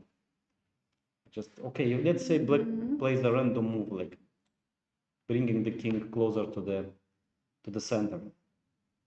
But also potentially it weakens the f4 square. At some moment, knight can be in the endgame on the f4 square, targeting h3. So not so clear. Can I just make a draw by this? Oh. Bishop takes, knight c4. Actually, but now I got the point. Why not immediately a4? Because c takes d5, I think. And now if take this, then I have superstructure. Superpower. Look at this. Oh my god, 5 pawns. I was even failing to calculate correctly how many pawns are there. Yeah, and if you don't take the bishop, of course you don't take the bishop. I mean, after a4 you take on d5, then this square might be important in some variations, like I'm bringing that. I don't know exactly. Yeah, this might be. He's preparing this. A4. Yes, and after g4, if black plays a random move like any move, like king f8, then a4. Let's try to look at it. King f8. Yeah, a4. Now black does the same. Now black by now it can take. And and there is no check on f5 and bishop a4, just knight takes c4, and probably trading everything, eliminating, and this is draw because of opposite color bishops. Yeah, because the problem is, I think, for black cannot defend both e5 and c5. That's the biggest problem. Yeah, so this is probably his idea. Okay, g4, interesting idea. I couldn't understand immediately the move g4, but okay, from some let's say calculation, you can guess his point. Yeah. Yeah, definitely. I mean, it makes a lot of sense. And maybe let's go back to the board number 4. Let's see where Jakobsen is facing Suleiman Lee. What new is there? Because again, Suleiman Lee is low on the clock. And he played the move bishop a4, and I was just trying to understand if taking, queen takes, rook takes d1, rook d1, queen c4. How white wins here, or maybe anyway taking. There was a check. Oh no, there was no check on h6. So taking, and if rook takes d1, bishop takes d1 might be, and everything is protected. Oh wow! Couple of pawns up. But if black changes the move order and and after taking on e3, queen on e3 takes queen g4, then queen h6 hangs. Okay, and then rook d8 is bishop c6. Game is over. So after bishop a4, black played the move bishop b7. This is the current position. Okay, queen f5. If you don't want to calculate on this position, just play queen f5. Yeah, just trading the queens. And you say, okay, enough. I mean, 2 pawns up. I switch to converting to technique. I mean, yeah, no need to have this dynamic position. Exactly. With some chances. Exactly. So queen f5 and this. And it's also not easy to see what to play for black. Just nothing to play. Resigning. No, it's 2 pawns up, better structure, better pieces. Better everything. And time. Okay, so Jakobsen is very close to win the game. He playing the move. What did he do? To stop. I think he played queen f5, by the way. I think it is on the board. Let's get confirmation. Stop inside in luck. Yes. You cannot be so lucky, yeah. I mean, saving so many games. Yes. So queen f5 is played, and now, by the way, half a minute only for Suleiman Lee. So let's try to see what he is. Yeah, queen f5. He took on d3. Okay, here. He took. Trading. I mean, any move. Okay, rook d8. Probably this is the technique, because now you are forced to move your knight back, and knight takes e3. Total domination. Yeah. 2 pawns are 2 pawns, and they're Yeah, it's just nothing to. just too big power in the endgame. And everything is protected. Look at white's position. The knight on e3 just protects the potential checkmate on g2, pawn on g2, and I like the position. okay, yeah, it's and What about the second board? yeah, let's go to second board because the here is everything Tabata. is already clear. Okay, so we had the position after c4, bishop d4 back, bishop e3, trading the bishops. So queen b3, rook a6, okay, queen e3, f4, queen f3 back, king g7, queen to g4. Okay, rook f8 and f3. So white plays f3 just to eliminate any counterplay.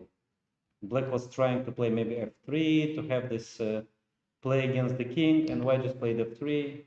Just not to allow anything. Nothing. Yeah, rook f6. Okay, this is a good move because now queen is misplaced, and we And have. board for finish, we have this result. Wow. Okay, so then Jacobson is 6 points, No, 5.5. 5.5. Sorry. He won the game. 5.5 had Pranav. Yeah, And he had 4.5. Yeah, So 5.5. 5.5 right now. Yeah. Okay. So He for a moment he catch up with yeah. Pranav V. Yeah, but for now is still one game to play. Of course. And yeah, so we have 2 games. Yeah, board 1. So friends, we have with us Alan, who just defeated Grandmaster M. Pranash. Also, I just checked to see if they played against each other, and they did. They played a draw in round 6. Brandon Jacobson played a draw against Pranav in round 6. Yeah. Okay. So yeah, and this position of rook f6. Wow, Tabatabai played. And wait a second. And even if Tabatabai wins, he also played against Pranav already. So neither Even with Nicole Sarin, he played with Nicole Sarin in round 1. So yeah, it's not easy to predict his opponent. Yeah, his opponent in the last round. Yeah, he played in so many top players. He played Michal Sarin, then he played Iturizaga, Suleiman Lee, Sugiro, Jose Martinez, Jacobson, Tabatabai, Mishra. Everyone from the leaders group. Yeah. Everyone. Okay, Henry Hong, but okay, Henry Hong is losing. Yeah, and b4, very strong move played by Tabatabai. No more weakness. I mean, if black takes this pawn, then rook takes a6, and probably checkmate will happen soon. Okay, b4, so white is very close to convert the advantage. I mean, Tabatabai is once again, yeah, he's one of the few players that I know that after losing a game, he's immediately coming back, yeah, with a victory. So this happened in round 1, and now once again he lost yesterday, and now he is playing very strong game, and just wow, outplaying Hong Andrew. I mean, b4. Actually, no chances to now save this e4 one. was played. E4. Yes, this was played. Fe4 and f3. Now this is current position of the board. Kind of desperado, yeah. We have this. Black is trying. Okay, by the way, this is a try. G takes f3 and queen takes b4, yeah? Okay, what would be the, let's say, the most precise way of... Maybe white can sacrifice this pawn. e5? Not sure about, but let's try. d5. No, then black gets counter chances, okay? So taking on f3, queen takes b4.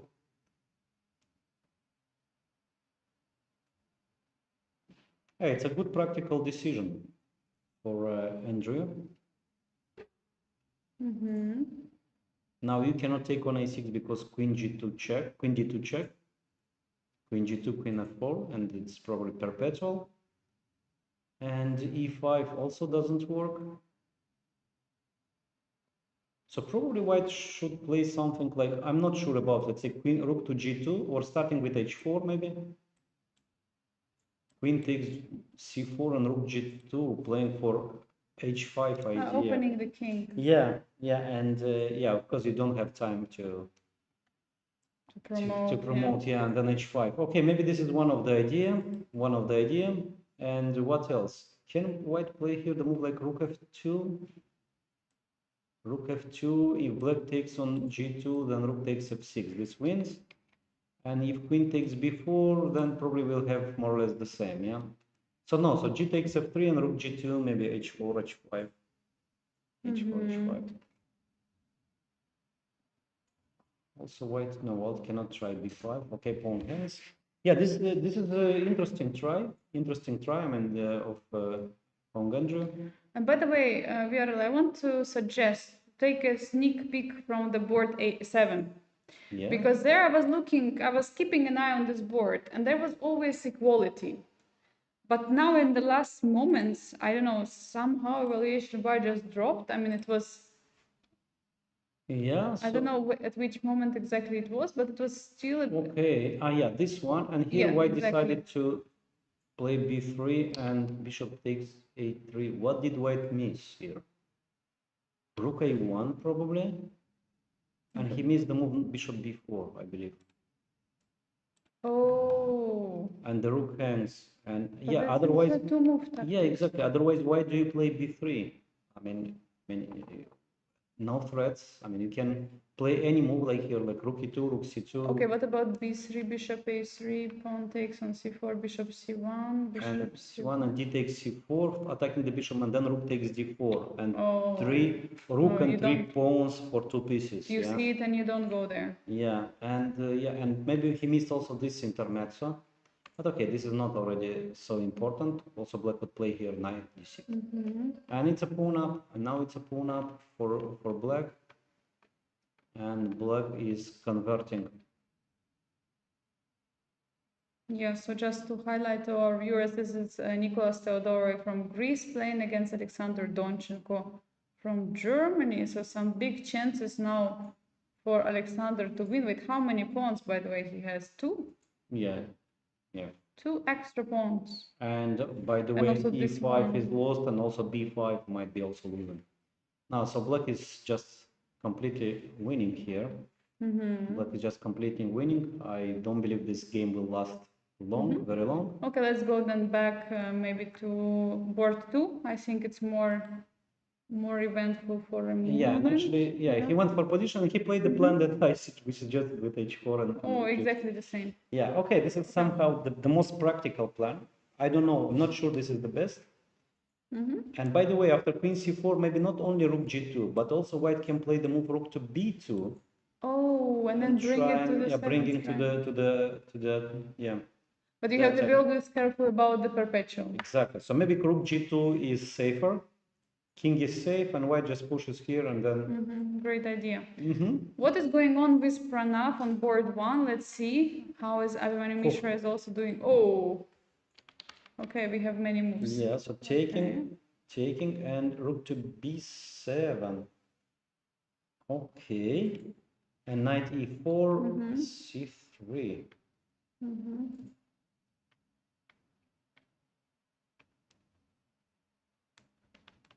I think what happened here, I mean, it's after white clearly improved his position. Rook f7, king g3, bishop b5.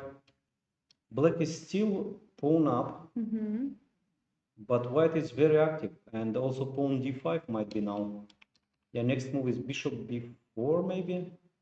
Okay, already white can make draw probably by bishop takes e5. Okay, bishop d7. Even this one might be a draw, yeah? So bishop takes e5, bishop takes e6, and now just retreating the bishop to c3. Oh, and then just take. And then just taking king f7, we take everything, we take bishop g7, and then. So this is draw.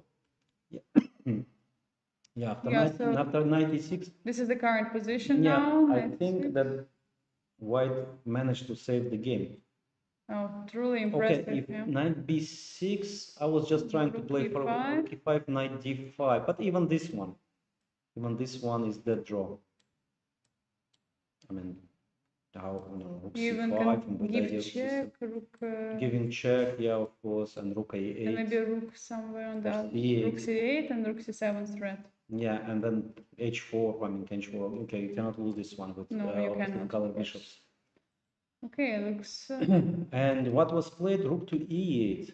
What is the idea? Rook is defended. Yes, and how does it Wait. help? There was bishop on d7. Sorry. Wait.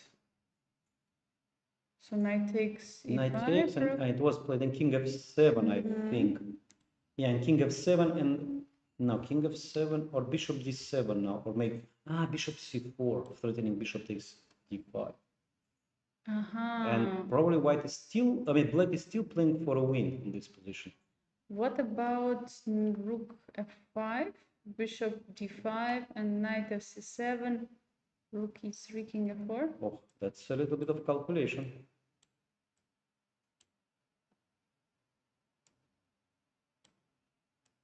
Then rook f3 check, king f2. King f2 is a double attack. King f2 is a double attack. And we have, by the way, king f3 was played. So after bishop c4, king f4. Sorry, king f4. And bishop takes d5. Knight takes g7 works. Oh yeah, knight g7. Works. What is this pawn endgame, by the way? It's probably draw because white is in time to play h4, g5. Yeah. Oh. This is draw. This is draw. Rook takes e5, king e5, king g7, king d5, king f6, and here very important move h4. It's the only move to make a draw. And yeah, you can do anything. I mean, okay, even there is no g5, I just go king c5, king b4, and when you play king e5, there is g5. Oh, amazing save by 𝐿𝐵iManu. Yeah. Of course, he was pushing first. Yeah. It's hard to say that he saved, but yeah. Yeah, so king f4. By the way, can black play this intermezzo? No, intermezzo, then king e4 and king d4. And now so maybe here white bishop takes will try to d5. push No, forward. bishop d5 is the only move here. By the way, if black plays a move like any move, a5, then king e4 and white is better. Is what I think. Of course, it's not so simple. It's not so simple. Maybe bishop b3. Yeah, still. Yeah, this pawn is fast.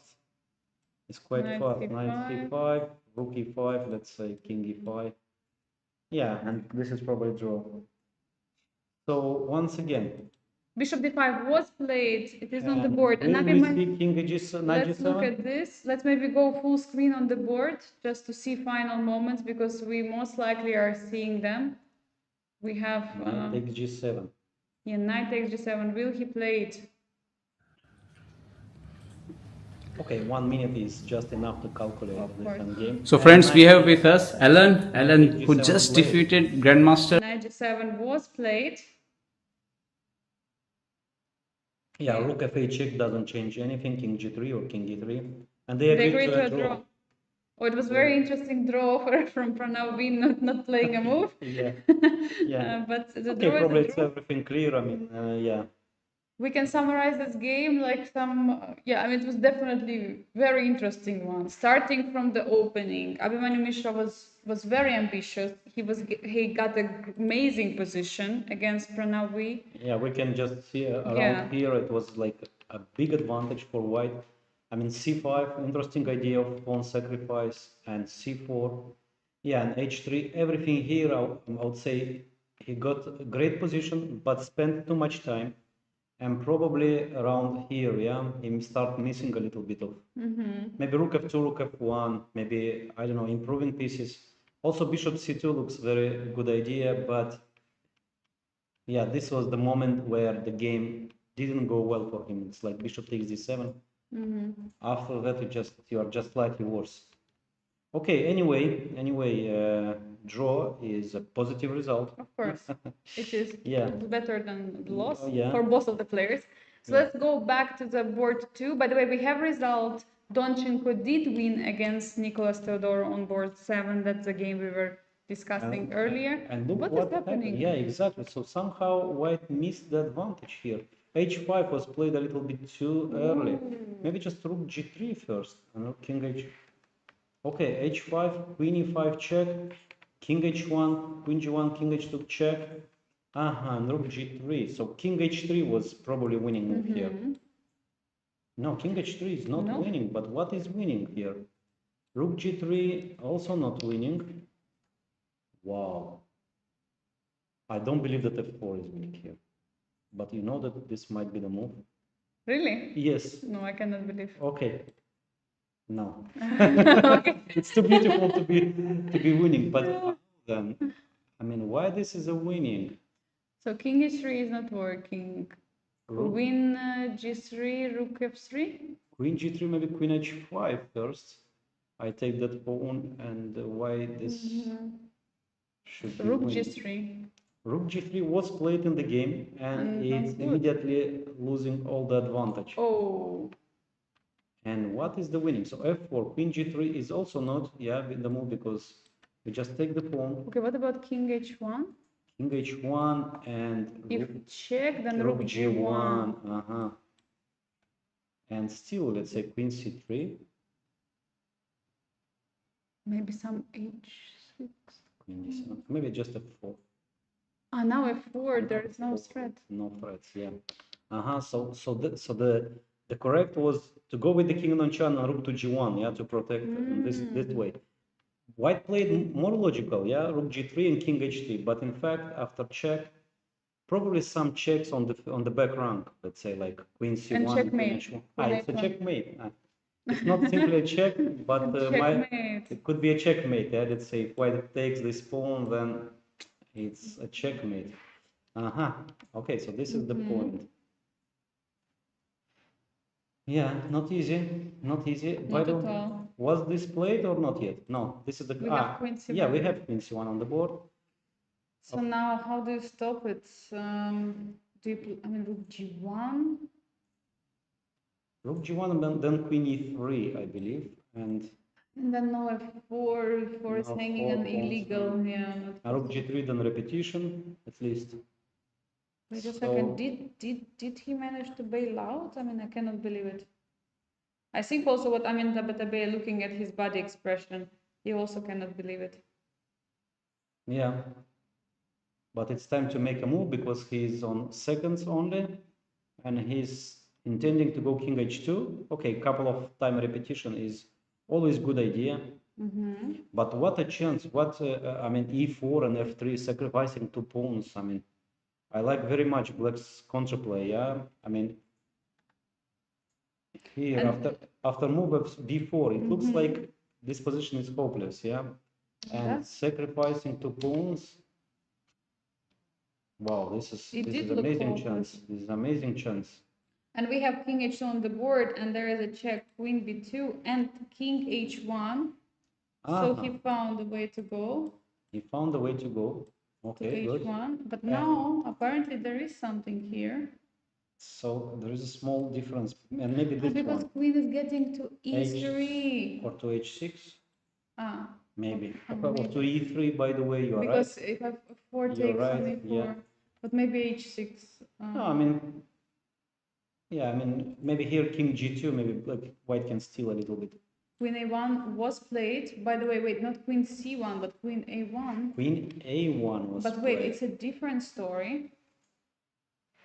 And rook g1. And queen c3, and we have the same position. Amin Tabatabe is still winning. This was a huge mistake. We have the same position we analyzed. And what was the winning there? The position which started from queen a5 and here check. f4 is king winning. h, yes. Okay. Yes, just f4. So he played in the wrong way. So here queen c1, queen h6 was important to give check from c1. Yes, it was very important to get there. Okay, it's both players, they are playing on seconds. I mean, it's not easy to understand these finesses. It's like this, that. I mean, it's the queen from there. I mean, it's okay. Of course, it's very tough. And now f4 wins the game. f4 wins the game, and let's see if will Amin Tabatabe find. I mean, he is in his style. He's shaking a bit, trying to calculate everything. He's trying to see it. Look at this. He's coming closer to the board, trying to see the move, calculating, shaking his head. I believe that he's, I think he found it. f4 is played. It's on the board. Amin Tabatabe is winning. I mean, incredible. Incredible that he found this king h1. Absolutely. And king h1, rook g1. King is very safe here. And after f5, white queens controls everything. Yeah. So no checks. Rook on f6 is passive. Suddenly, white wins. So just f5 and the game is over. So probably Hong missed this move. I mean, for sure, Andrew missed this move. And let's say just a demonstration. Yeah. After queen e3, f5, there is absolutely nothing for black. Absolutely nothing. No counterplay. White is just taking the pawn on g6 next.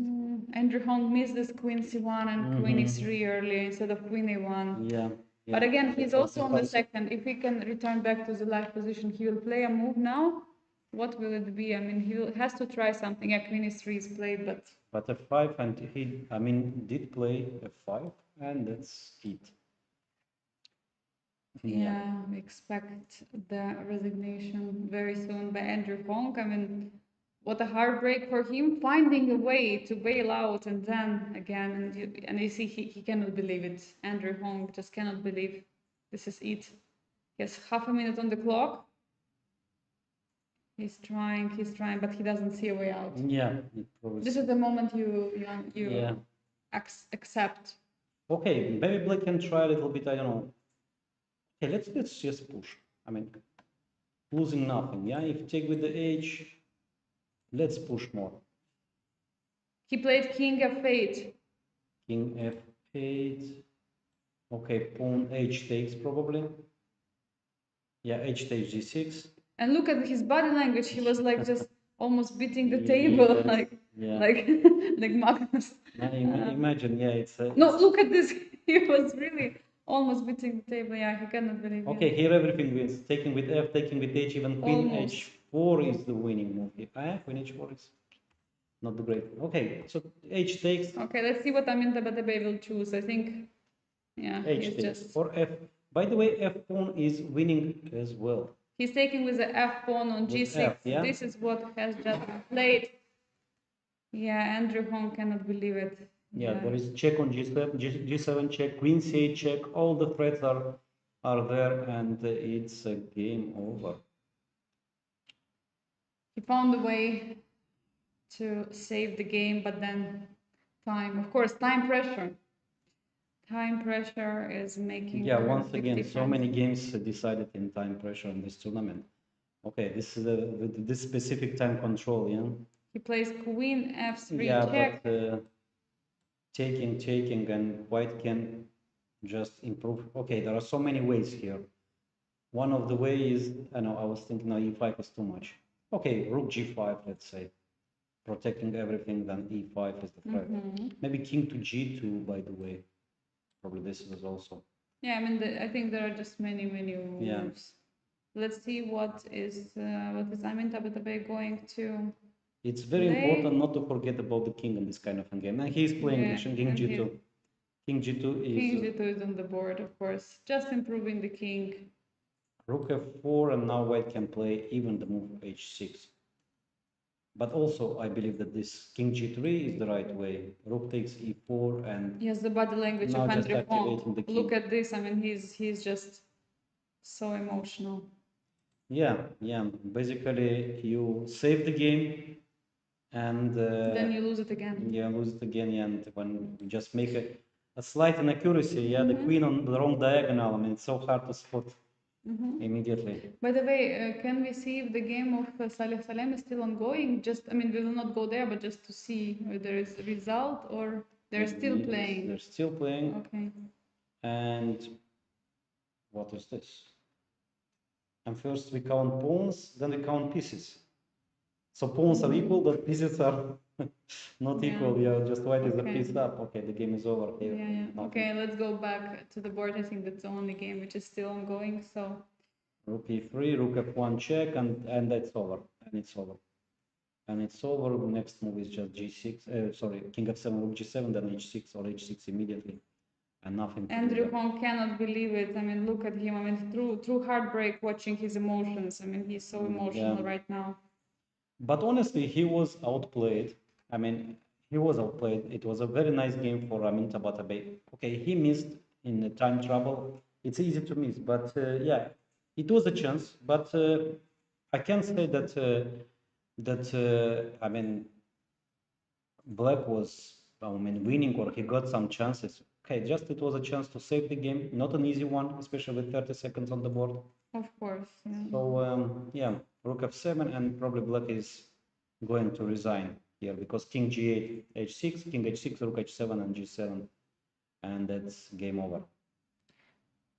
Yeah, what a tough game for Andrew Hong. But what an impressive win for Tabatabae. I mean, recalling. I mean, as you were mentioning, he is a player who is bouncing back. He is a player who, after loss, he comes back at the board and he is winning. Not resigning. Wait, not resigning yet. What was that? King g5. Basically, it's a second score sheet. They got the second. They got the second. I thought that it's a move 60, and I thought he's just signing. Yeah, but it's actually he got the second score sheet. Okay, okay. Yeah, he just wants to continue a little bit. Of course, it's. He wants to use some. Yeah, okay, now. King h4. What? Okay, it looked like he was about to resign. I think Tabatabae thought he will resign now. Yeah, now he played King h4, and what is the? And will they continue? And King h4. Okay, can promote. Yes. Just checking. Yeah. Is this promotion working? I mean, is it legal? Yeah, but no stalemate. Yeah, because you have the pawn on d6, on a6. So imagine no pawn on a6. It's a stalemate. But okay. how do you force? No, you don't. Because the king will go. Yeah. No hopes. No. I think Tabatabae is already angry, looking a bit. Yeah, but I mean, as you're mentioning, it's truly understandable that Tabatabae was dominating the full game. The result is understandable, but and here is resigning. Okay, so what do we have before the last round? What is the standing? Yeah, so first of all, we have very interesting. The leader with 6 points because he played the draw today. And we have 2 players just a half a point behind. Amin Tabatabae and Jacobson Brandon. Yes. And they cannot play each other, if I'm not mistaken, yeah? Let's say... maybe Jacobson and Tabatabae, they can play. No, they already played the game. Oh, really? The draw. Oh my really? God. So no one, they will not have the direct encounter. Oh my God. It will be like, okay, especially very tough difficult for Pranav to find the opponent, yeah? Maybe because he played so many. He played Jose Martinez, he played Fujairah. He will play with Donchenko, I believe. He's like the closest. Or Nihal, he played. He did play, exactly. So probably... Maybe first round and last round. Let's try again. Yeah, exactly. So probably Donchenko is the closest. Or Pichot, Alan, might be an option. Okay, so another interesting game. Another interesting day, sorry. With so many interesting games. Yeah, so all the games actually it's a little bit disappointing for Joujinir, but I mean, it was a game of one mistake only. After Bishop a6, so it was really very hard to do something. And she showed such a great, fight, also full game and also all the previous round. And final round will be there. It's important to finish on a great note, and I think it's also important for other players as well in the field. And yes, you're mentioning we have one leader and 2 players who are hunting behind him with half a point difference only. I mean, what a day it was today. We couldn't ask, I believe, for even more action. Yeah, exactly. So final words from you, Viorel. Oh, okay. So tomorrow's round is a morning round, which is very specific, yeah? Not so many players are good in the morning as normal, yeah? I mean, I know... Tabatabae, by the way. No, Tabatabae... I know many players they're playing much worse in the morning, including me, I remember. I lost everything which was possible in the morning. I mean, first place, I mean, the Grandmaster norm and everything. So basically, playing in the morning is very important, is one of the, let's say, skill that you need to have it. I mean, if you want to really to compete in big chess, yeah, in professional chess. And as far as I know, all the players are good in the morning because, again, once again, they are young, which is a very big advantage. Okay, except some players like Sugirov maybe, and who else? Yeah, basically only Sugirov is over 30. Shankland? Shankland is, yeah, Shankland, yeah, but Shankland is not in the leaders group. Mm-hmm. So, and the rest, they are young, they have energy, they still have energy. So I believe we'll have a fighting game, a fighting day, a fighting morning tomorrow. And I don't know, I would not say that Pranav won the tournament yet. Still, everything is possible. Of course, I do agree. And also it matters because I think most of the chess players are owls. So it's also going to be tough for those. Yeah. But yeah, as Viorel just mentioned, tomorrow is the final day, it's the final round, and the time will be also different. We will be playing in the morning. So at 10 a.m. local time, the games will start. This is made in order to have a prize giving ceremony later on and to have maybe some players will leave already tomorrow.